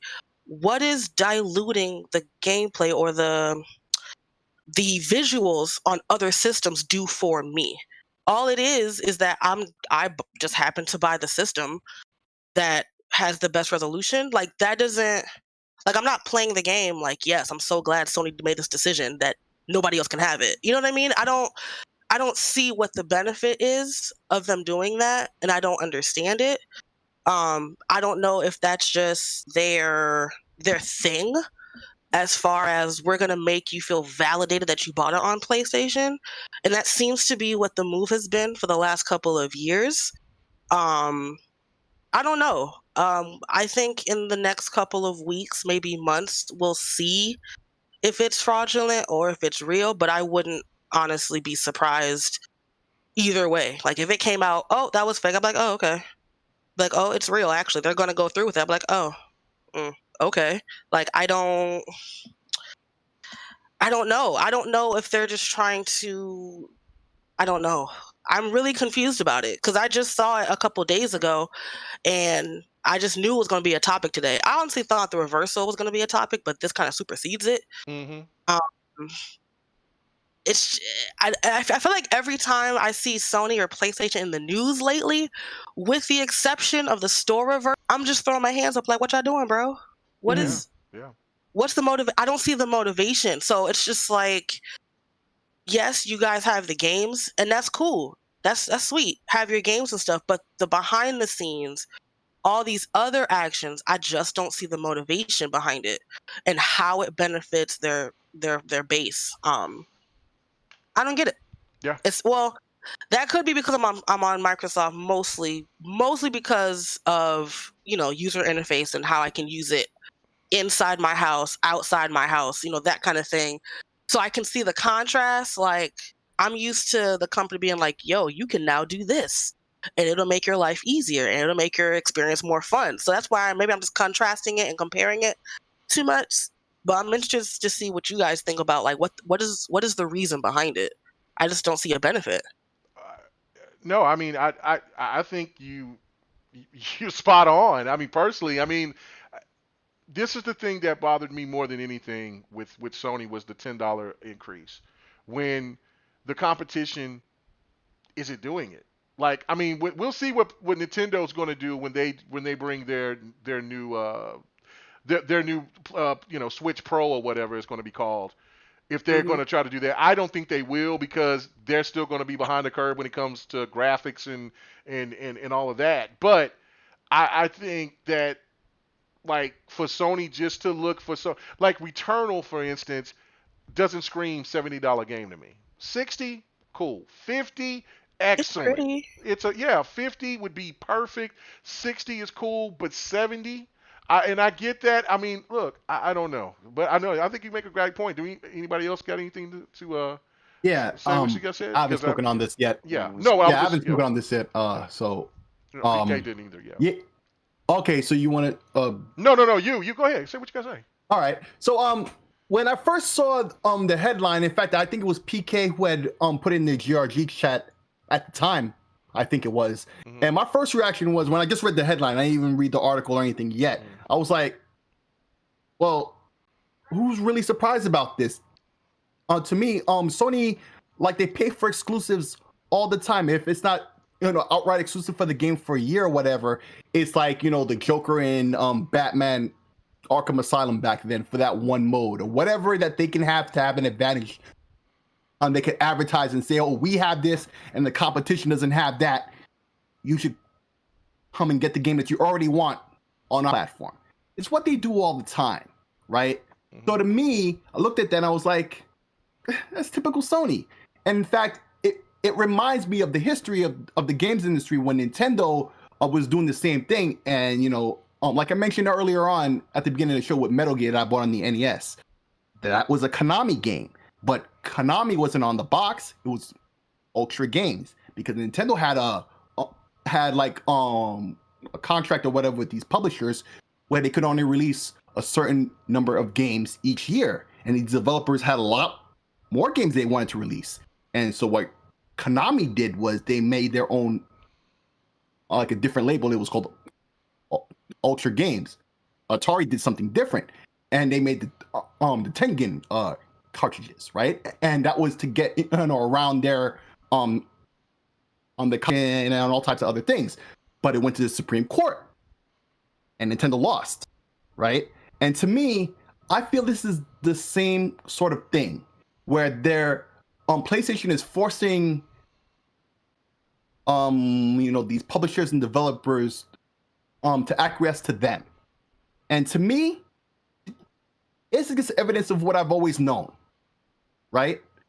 But after a while, I started to think about it. I'm like, it may not be true until I was watching Breakfast with Boom this morning, I think it was. And Hogue Law was there. And he broke it down a lot. It seems real to him. And I think it's real too. But there's still that thing in the back of my head that says maybe this isn't real. But to me, this is just classic Sony. And this is just evidence of it. Like, I don't know who's really surprised because I'm really not. It's what they do all the time. So that's what I think. Yeah, I mean, before I get to PK, I just want to say this. Pred, shout out to Predator. He made a point. Is like nobody. If this is false, then you would think that they would come out and they would say something. No, this ain't real. No, this isn't. But because it's a really good point, actually. Right. And, it's been a while. Yeah. Yeah, and also because it has confidential on the paper. On the hold on, wait, let me finish. Go ahead. But since there's confidential on the paperwork, they can't say shit. Nobody can say anything. That's an obligated contract that is signed by Capcom. They're not going to say nothing. Sony's not going to say nothing. But that's the thing to me is that if they were to say if it wasn't a real contract, you could say this isn't real. But nobody's not going to say nothing. Then it gives the impression, So I mean, and again, because I know Sony doesn't really go out and say anything, but you damn so know that Sony came out and started saying stuff when The Last of Us 2 leaks started coming out, and they were starting to debunk all types of shit.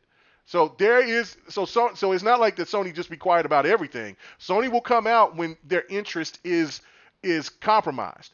But this right here, how would it be compromised? Because this is a contract that is suiting their benefit to over the competitor and their service. So I don't know. But Okay, PK, what do you got for this? And then we got one more topic, and then we got to get out of here.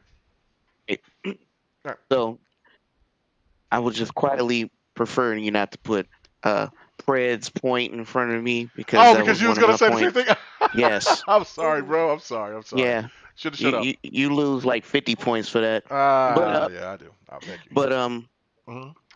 me being security focused, so I am aware that there was a breach at my Capcom Mhm. due to them using an old VPN appliance, and Ragna, which is the name of the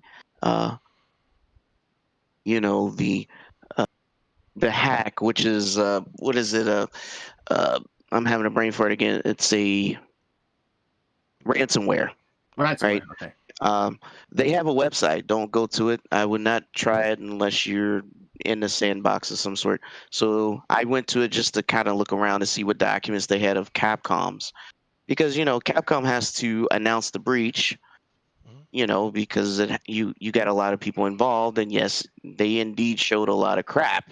I mean, legit. Capcom has a lot of debt. They showed a lot of financial records, how much money they make, how they fired some people, their AD structure. I mean, you name it, they showed it. Though there's a lot of data, they got like 4 terabytes of data, and a lot of it's encrypted. Of course, they encrypted because they want Capcom to pay for it, but and the thing is, I went there to kind of look to see if the document leaked from them, right? Because I did find the contract with Nintendo to have Nintendo paid to have Monster Hunter Rise exclusive to them for 6 months. So it's not unheard of that these kind of deals happen. I guess what made it unique, and I know I forget his name, but he had showed that Microsoft has similar contract. I read the contract. No, not him.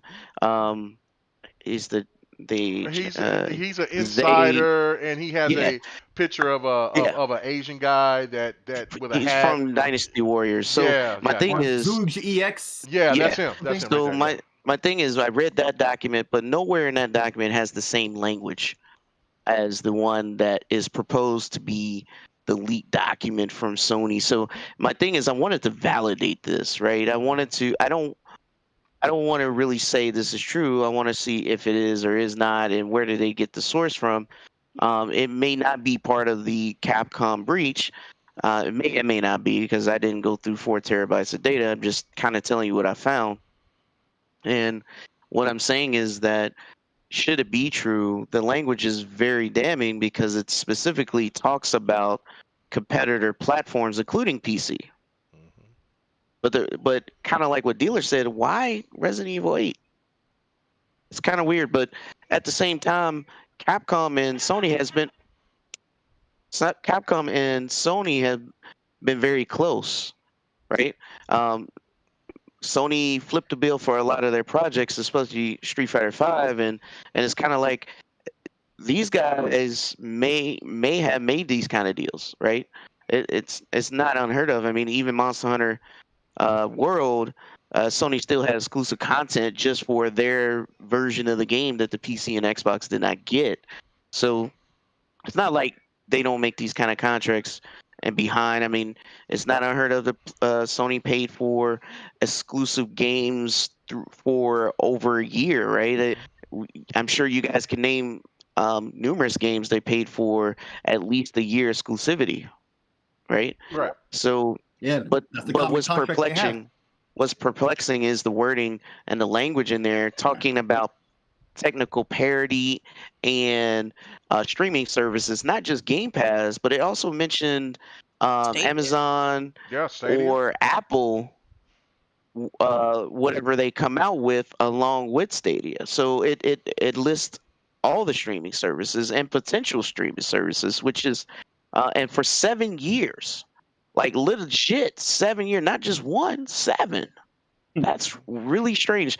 So to me, that I don't think that, if this is true, I don't think Sony could get away with this with every publisher, right? somebody like Capcom, who is hurting right now because of the breach, along with their financial situation. And they also are closing stores, right? They also are closing their storefront, trying to, you know, make up for some of the debt. But all I'm saying is, it's not unheard of. But I can't validate whether it's true or not. And I've been going through that data. Don't go to their site. It's very dangerous unless you have some sort of sandbox. Those guys are not playing around. To me, it sounds like they're more like hacktivists than like a hacktivist threat actor than a criminal that's looking for money. I think because their language is more like they're sticking it to the man than it is about making money off of them.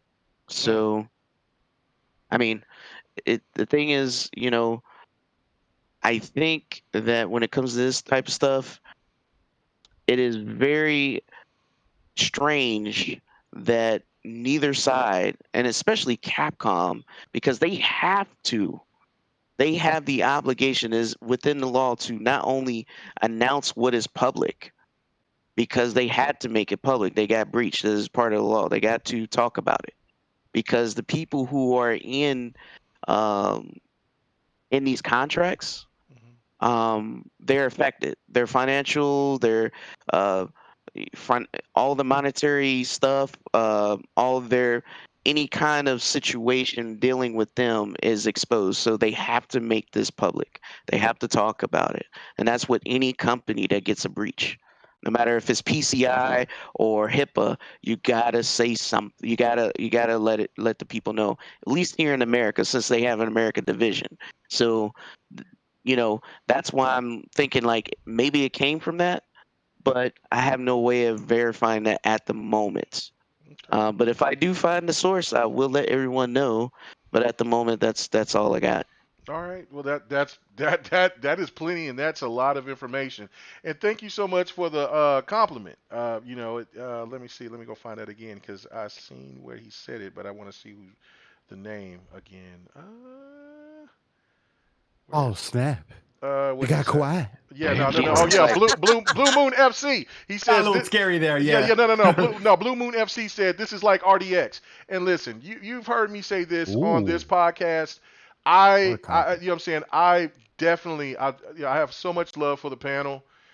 These guys, they're highly intelligent. They know what they're talking about.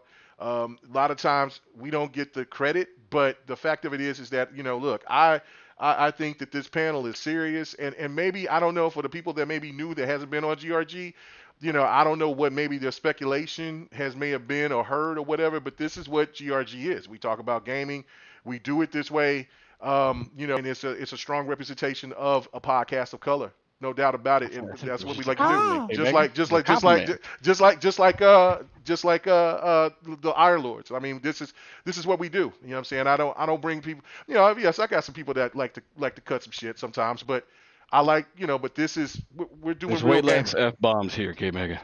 Way less, Oh, way less, okay. way less. But you know what? But it is what it is. It's not like I I can ain't ask stopping you. nobody to do Depends it, on but the this is the week and game. depends how I'm feeling. Let me tell Oh, you. bro, you got to catch somebody hype. Like, I mean, if you catch somebody hype, you might catch a whole bunch.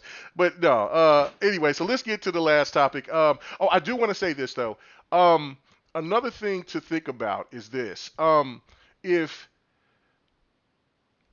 the whole situation overall is just weird because the games itself, um, especially like with like you were saying, Resident Evil 8 doesn't have it doesn't seem like it would be a big game to get over on people with, but Resident Evil 7 was a hit, and I mean maybe Sony could try to do that with Square Enix, but they probably couldn't get that same type of deal because they're like, no, hell no, what I'm saying, we want to go and do this, we want to go do that, but Capcom, because of Capcom in their situation, it makes a lot of sense. And look, that's why I think that this is real. I really do. I don't know, but let's get to the last point, the last topic. There was more that I wanted to say, but I just want to get over because we're going to run over time. Yeah, I know I did. It was what I wanted to say, but I'm going to have to keep it moving. All right, so PK, this is all you right here. And if anybody else knows about this, I don't know. You said this is the bomb, the big drop. Jeff Kaplan leaves Blizzard abruptly. Kaplan. Yeah, Yeah. after 19 years. Now, I mean that sounds like that sounds serious, but listen, I played Overwatch, but the last time I played Overwatch was like 3 years ago. And I mean I know Blizzard, there's some Blizzard games that I do like, but this seems like more in your wheelhouse.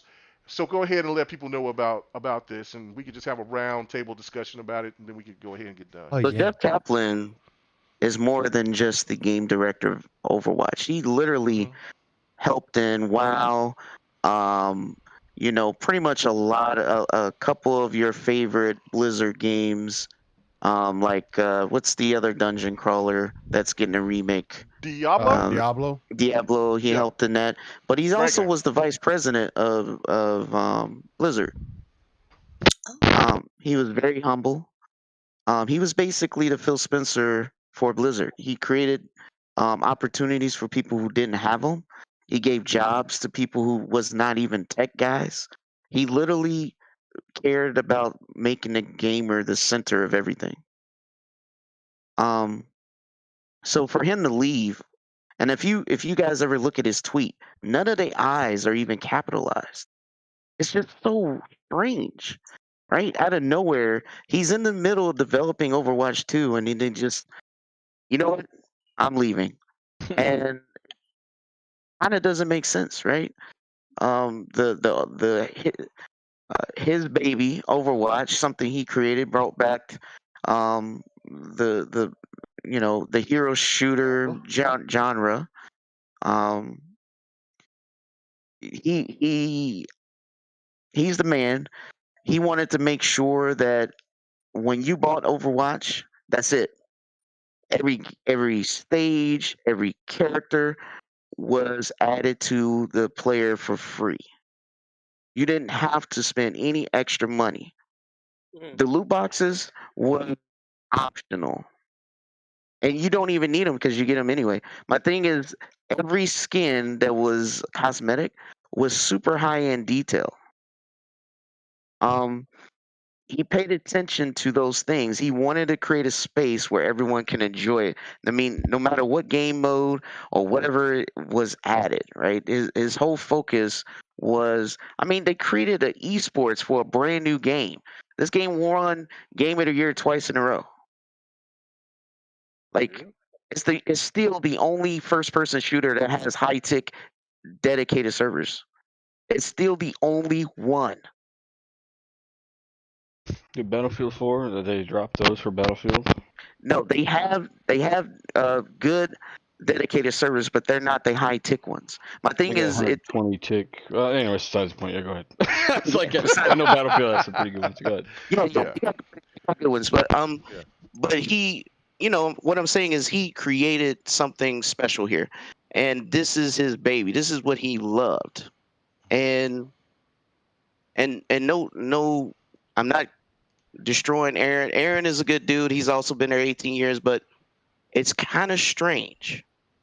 And from some of the guys that I speak to, because I am an Overwatch guy, and some of the guys that I know that talk to the guys that in the inside, I don't know if it's true, right?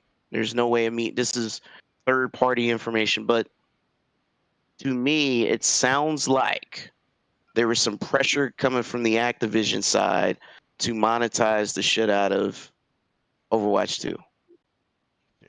So, like, I'll give you an example. For the esports side, for Overwatch 2 skin, because you typically just get skins out of loot boxes, but for the esports side, you could pay like $10, and then they donate some of that money to like charity or whatever.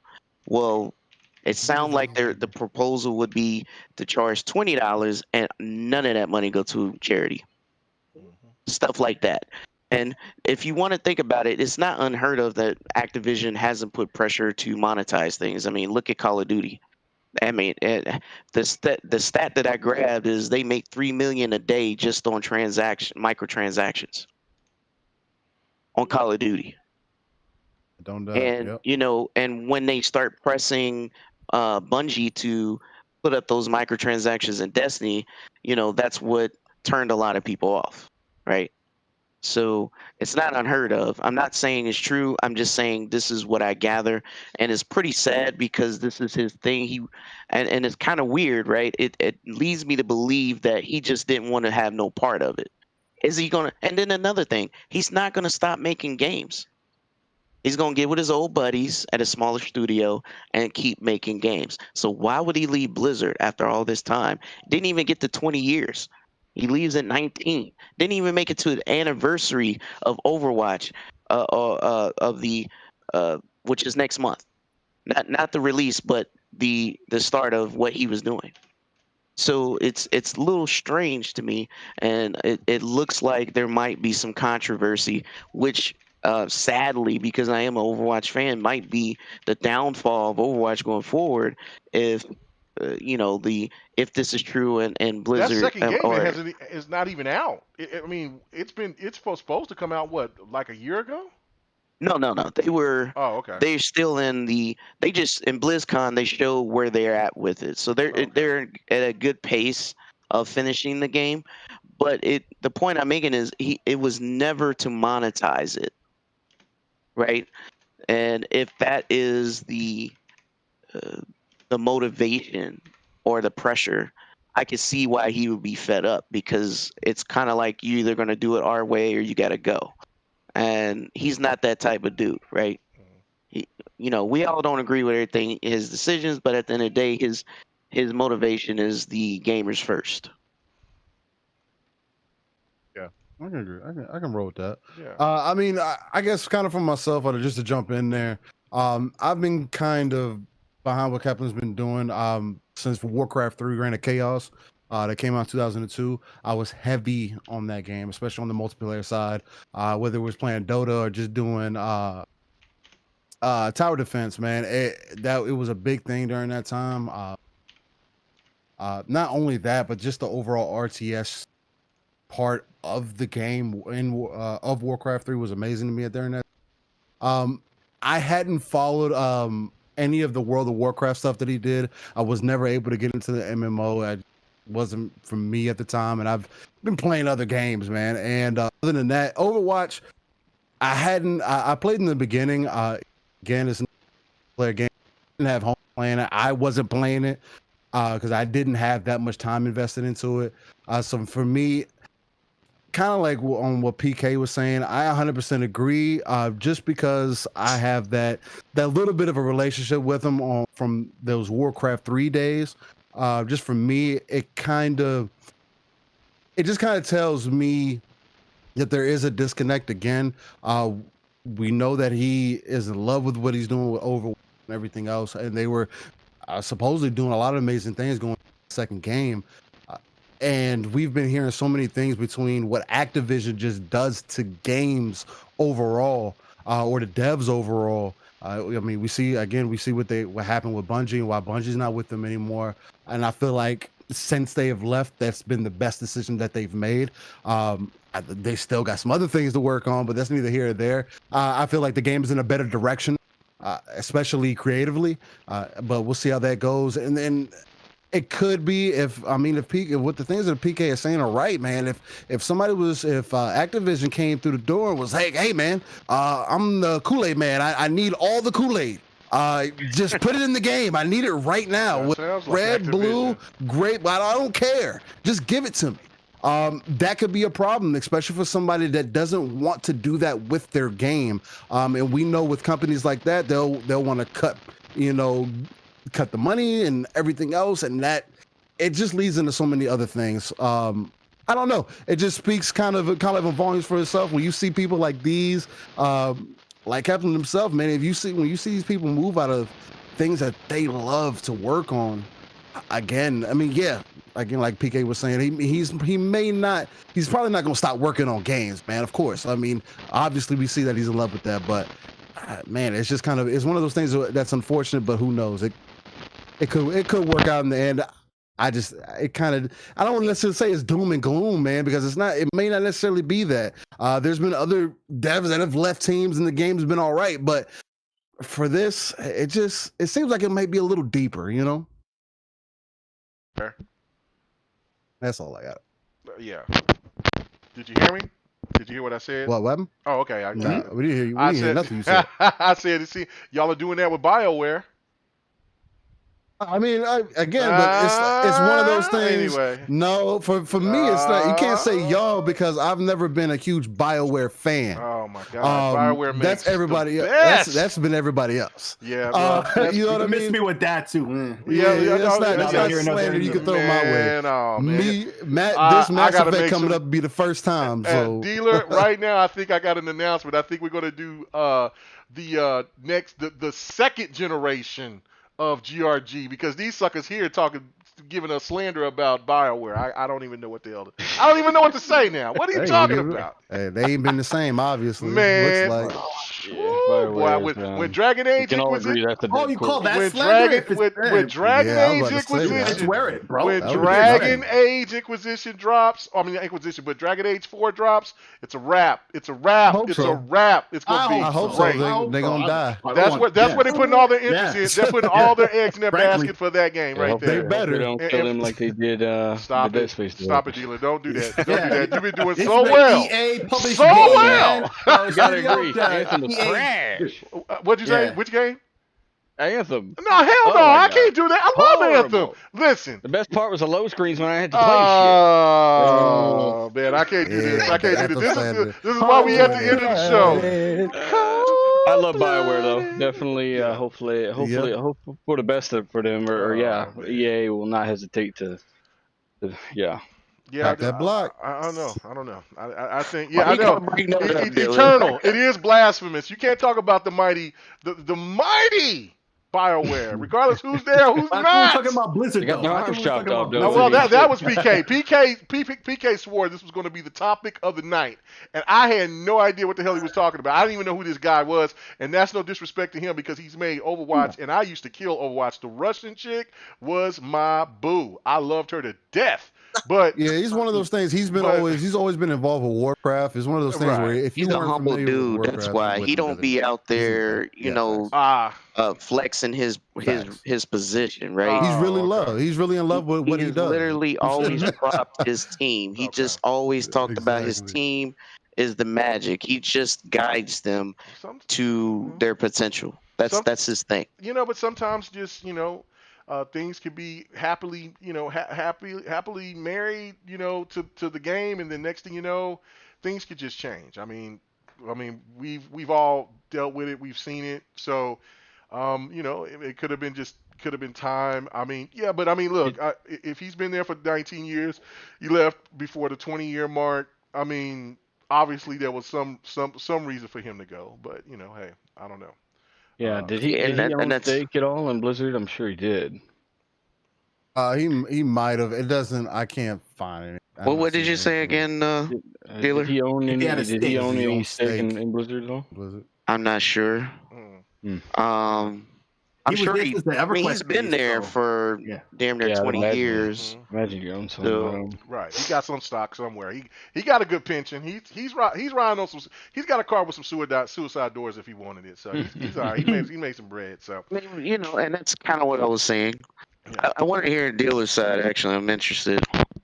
Honestly, I'm not too invested in it. I think that if he left, I'm happy for him because that means he wasn't happy. So wherever he wants to go and whatever he wants to do that makes him happy, that's number one. Two, I feel bad for Mike Ibarra going there.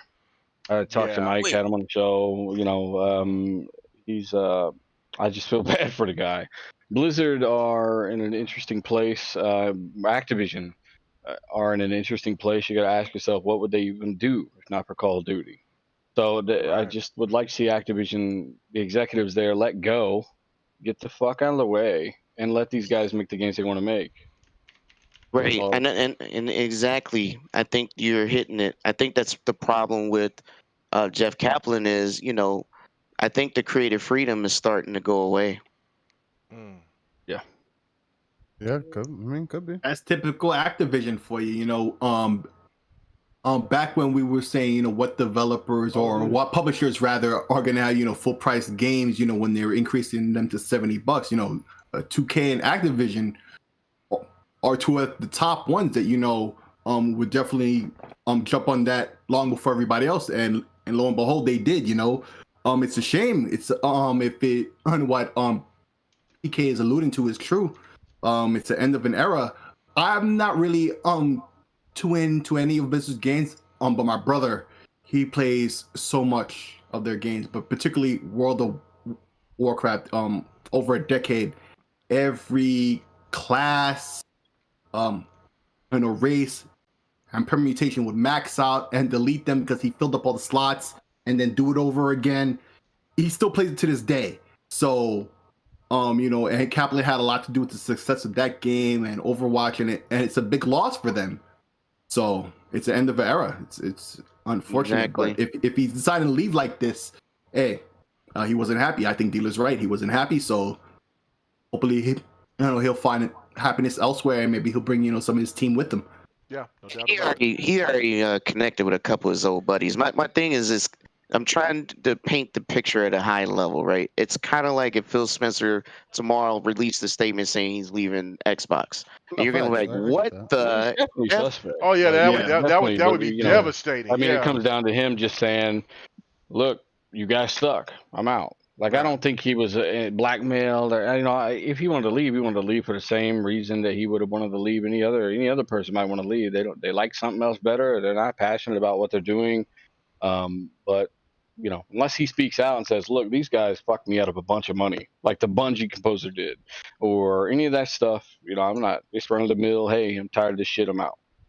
And that goes with Andrew House as well. Like, I mean, I thought that was really puzzling for PlayStation to be in a position where they were. That makes a lot more sense, though, right? Because right. that was a power struggle of segregated company becoming a global company. Yeah, but now we know why. At the time when he left, it was bizarre because like PlayStation is at the height of it's back at being dominant again.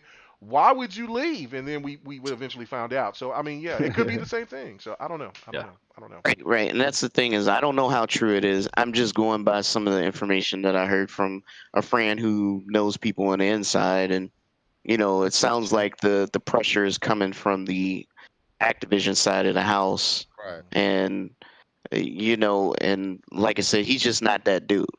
He don't want no part. They're in the middle of the Overwatch 2 development cycle. Like that's crazy. Like, you know what I mean? Just like the Outer Wild. What is that? The just forget about the Everwild? stupid game. Everwild. That creative director left. He's like, you can't fit enough fish in this frog's mouth. I'm out. Like, why did that guy leave? Right? He's like, what the hell is this game about? I don't know. Probably left because exactly. They couldn't figure out what they actually wanted to make the game about. But Overwatch 2 seems like, hey, we want to do what a sequel will do, right? And do our best at it. And I think definitely something happened there. Usually at Activision EA, they're getting a lot of outside influences, and I think Activision are the worst publisher out there. Thank you. Yeah, I'm glad you agree because I've said that. I said everybody shits on EA.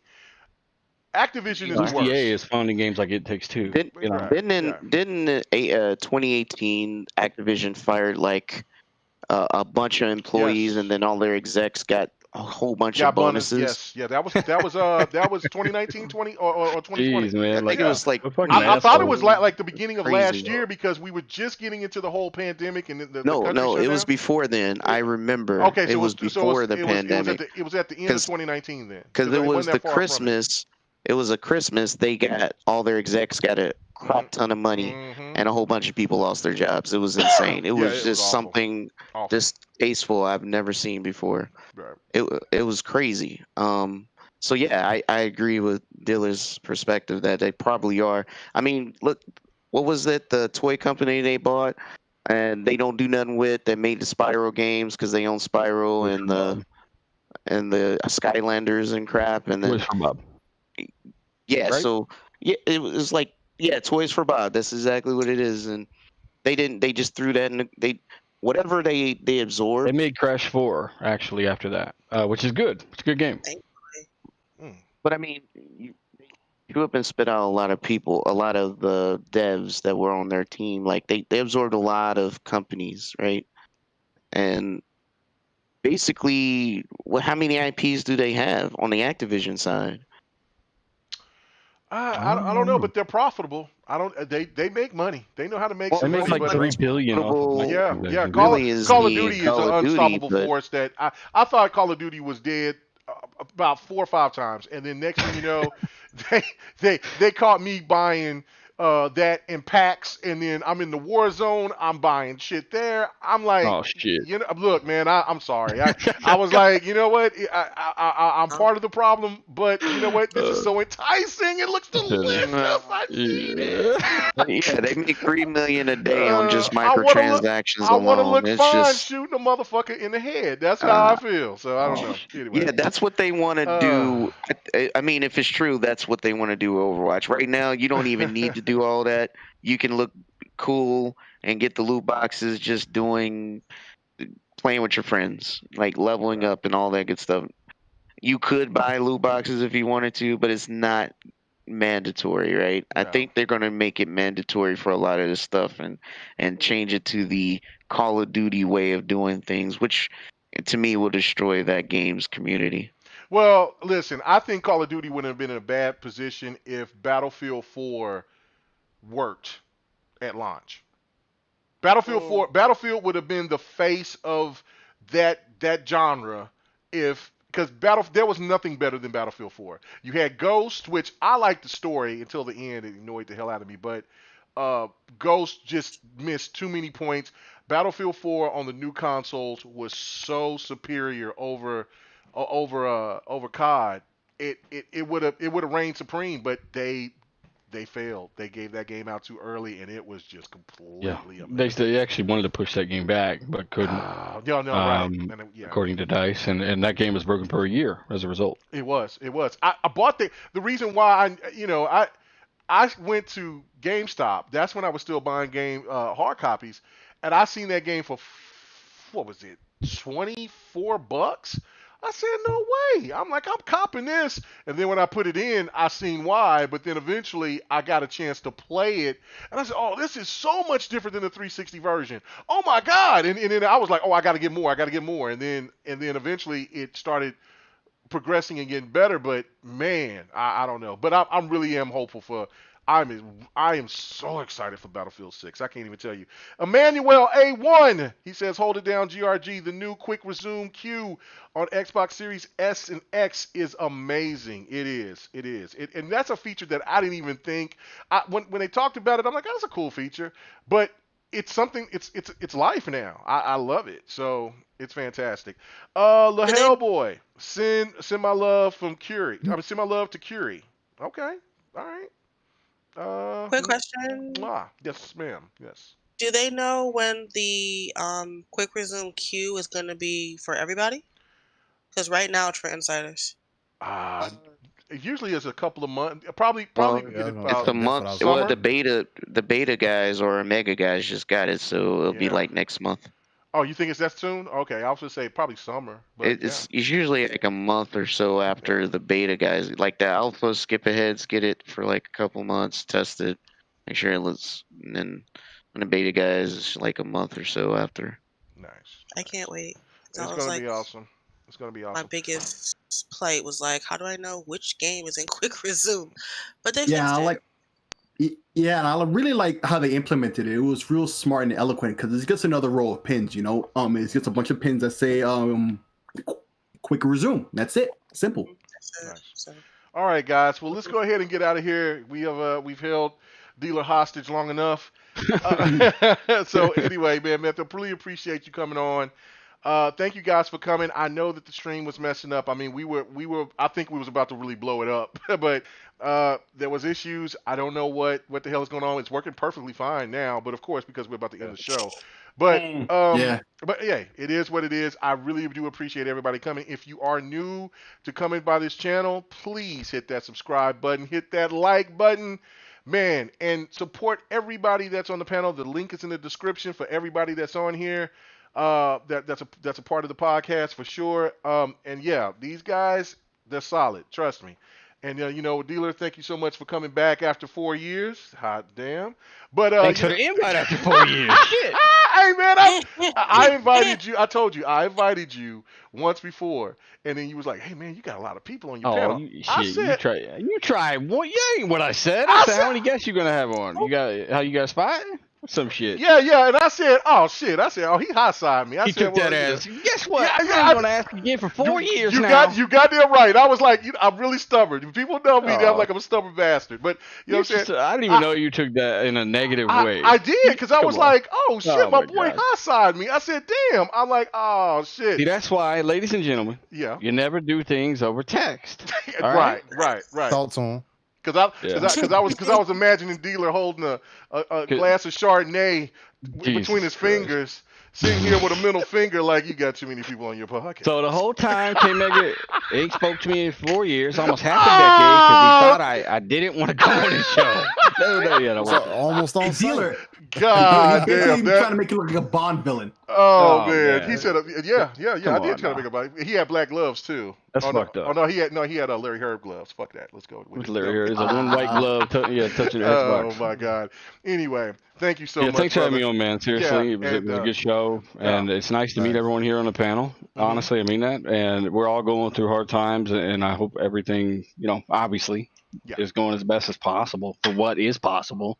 And seriously, thanks for having me on. I didn't know any of that, Mega brother. I just never take me like that. Anyone who knows me knows this is YouTube shit. I don't give a fuck. Right.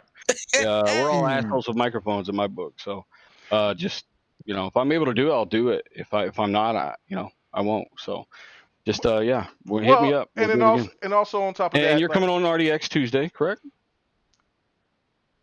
Am I? I think. Oh God! No, I am. No, I want to hold my. Was like, did he just play you? No. I just wanted to hold my do say and twist it between my fingers and say, how many people are you gonna have on? No, I'm just fucking with you. No. Listen, I love it. My biggest problem is, and you know what I'm saying, I've heard it from other people, I'm too much of an introvert. I don't go, because I don't want to bother people.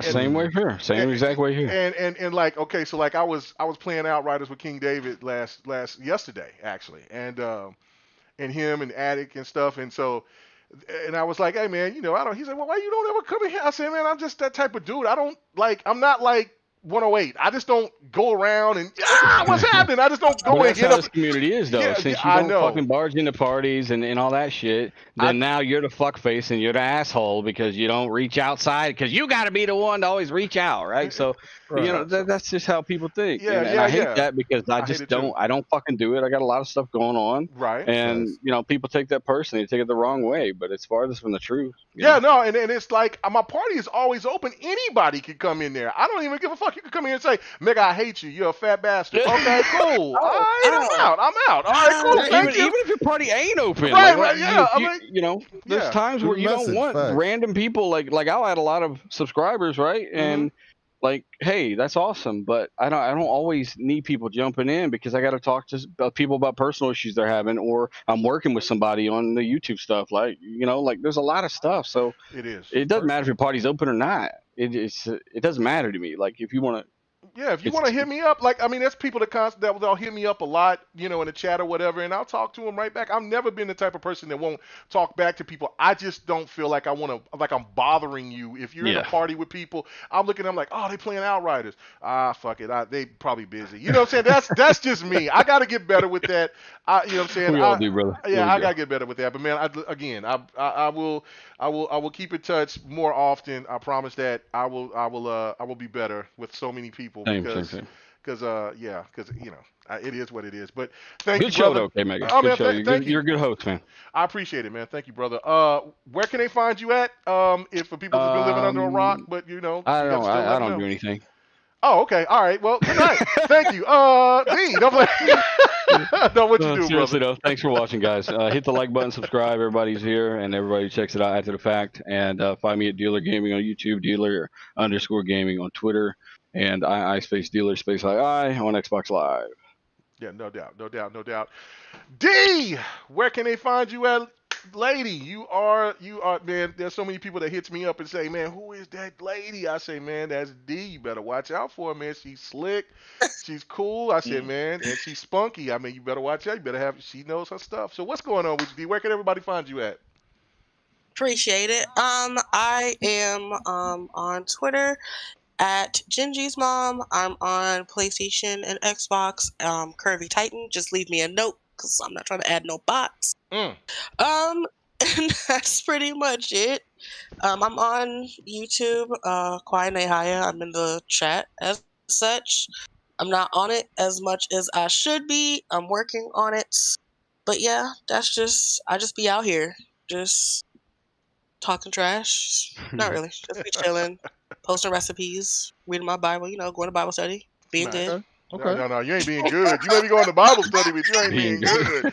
Nah, I seen your MLB player, and you was like, he thick. I'm like, he was. Listen, that's all I've been out here looking scrumptious. That ain't. You don't learn that from Bible study. Come on now. Bible study. Yeah, that's a different type of Bible study. You know what I'm saying? I wish I had my soundboard going because I would be hitting that right now. That button. But anyway, but thank you for coming on. You making it hot.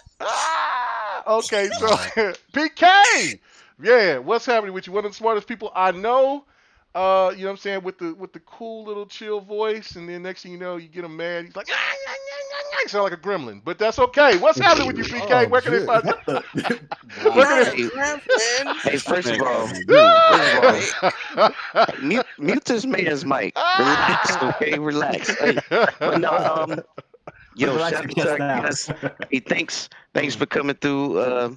Dylan, first time podcast with you, homie. I know we've been in parties here and there, but nice for you to come through. Definitely want to keep this energy going. Hey, if you say, am I coming on RDX, even though you didn't invite me, I would just say yes. I'm not KMEGA. I would have just said yes. Damn, listen to this, E-Mega. Don't do that. Don't do. Hey man, don't look at them. Don't let them subs fool you, bro. Come on, man. I knew Dealer when he had less than 1,000. Now I only had 124 at that time. But he's still. Wait a minute. Anybody's counting. Wait a minute. All I'm saying is. Hell yeah, I was counting. I'm like, how can I get to 900? All I'm saying is that silence spoke volumes to me. I don't know, if anybody else heard that. There was a lot of dead air. He don't like dead air. Whatever. You know what I'm saying? But nah. For sure. You definitely find me every Friday at GRG. Holding it down for my family. You can find me every Thursday on 4GQ TV with my man's Clowns and the posse. And tomorrow I'm definitely gonna be with or are we doing Dragon's Den or is he doing the guest tomorrow? I can't remember, but definitely on the Dragon's Den. On the Dragon's Den tomorrow. Find me there with Crazy 108 Dragons TV, and I don't even know what's gonna happen. I just show up and then crazy stuff happens. So it is what it is. We gonna have fun. I got you, PK. I got you. And yeah, and definitely check me out on my channel. I know it's been a little slow, just trying to get some things redone. So I'll come out swinging with some new content, some new re-imaging, so you guys will like it for sure. And that's it, man. Just having fun during the week, bro. All right, okay. That's what it's about. I like when PK, when he's into his mode, he's all intellectual, but then when he's doing his intros and outros, he try to bring a little flavor to the game, like bro and all those type of things. I like that, man. I like that style. I like that flavor, brother. Anyway, let me leave that boy alone. All right, Six Slayer. The next person I know, one of the smartest people I know, you know what I'm saying? And man, I don't know why you cut the beard, bro. The beard is the thing right now, man. It's growing back out. Yeah, man. Mine's grown, man. I'm on my Rick Ross right now. Homeless man, so I have to shave it all off. I'm on my Rick Ross. This thing is getting right. Well, you on my Facebook, so yeah, you seen that picture. I mean, I think it's getting right. Hey, man, that was the point last year when I was looking like Dr. Cornel West, very literally. Am I lying?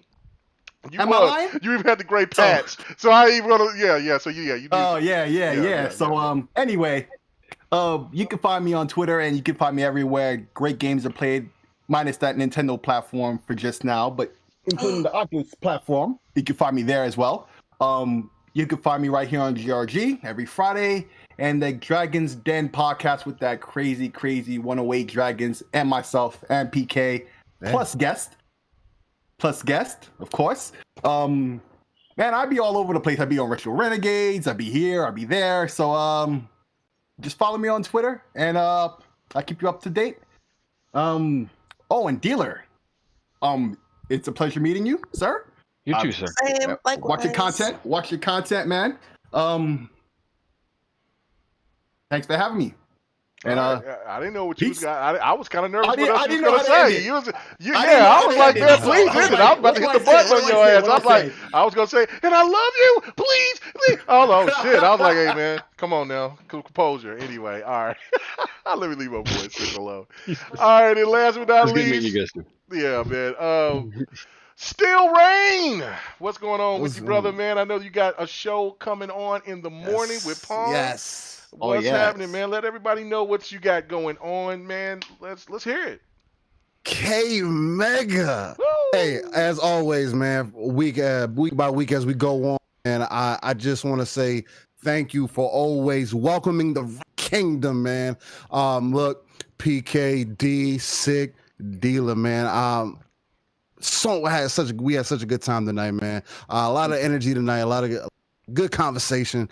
And look, man, Saturday mornings, tomorrow morning, 9 a.m. Central, 10 a.m. Eastern, and 3 p.m. UK time, Living Split Screen Morning Show is going to hit you upside the head, man, where we just kick it, give it to you live, raw, and uncut. Man, we're unbiased. We talk about all things gaming because to me, it's about bringing the energy back into gaming, providing that soul that I feel like is personally lost. Personally, it's because of people like Dealer and Boom why I myself said, you know what, let me just jump into this community and just put my energy out and see what I get from it. And that's the way that I'm leading into it. That's what the show is about.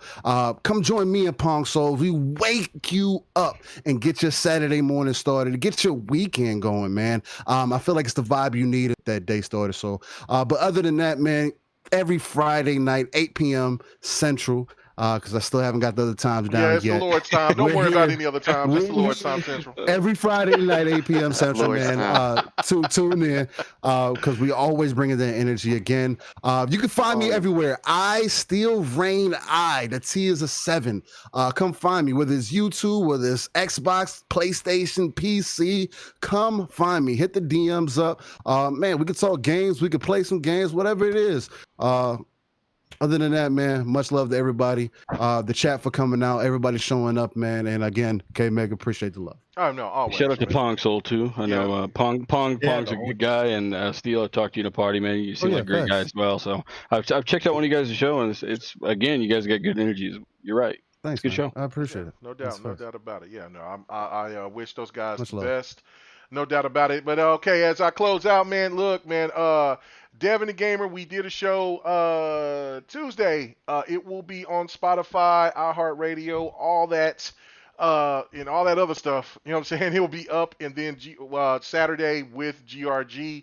I apologize for the situations, but with the buffering and all that, but it will work itself out. So guys, come on through. Like I said, if you are new to the channel, please hit that subscribe button, that like button, that dislike, whatever. If you say, damn, I hate Dealer's guts, hit that goddamn like button. We need it. You know what I'm saying? Anyway, just hit it. But no, I'm just thinking. Thank you, Dealer, so much. I really appreciate it, brother. I will reach out more. I'll have to do better with that. So other than that, do anybody else got anything to say? Look, we almost all right. We almost here. I can't say we can do the pants off dance off yet. We still need get them vaccinations, get them shits, because I got mine. I've been passed. And my first one Thursday. Nice. Go ahead and do that, man. I don't listen to that internet, because remember, like I said last time, they were saying that it's coming from 5G. Don't coming from 5G. Don't listen to that bullshit, man.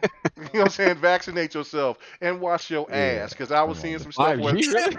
That was a thing. Never heard that? Never heard that? Yeah, bro. No, I just don't even entertain it, man. Bro, 5G, right. what the fuck? 5G giving everybody the pandemic. Lord have mercy. Fast ass internet. Fuck out of the way. Everybody have a shit. good one, I got man. gigabit. I mean, get rid of this shit, huh? Yeah. Like I mean, hey man, all you gotta do is get a cricket phone. You'll be fine. You'll be safe anyway. Not the cricket phone. Hey man, listen. I'm exposing myself. I'm exposing myself. You said, hey, is Boost Mobile the white version of the deal? Oh my God! You know what I'm saying? Everyone switch to Boost Mobile.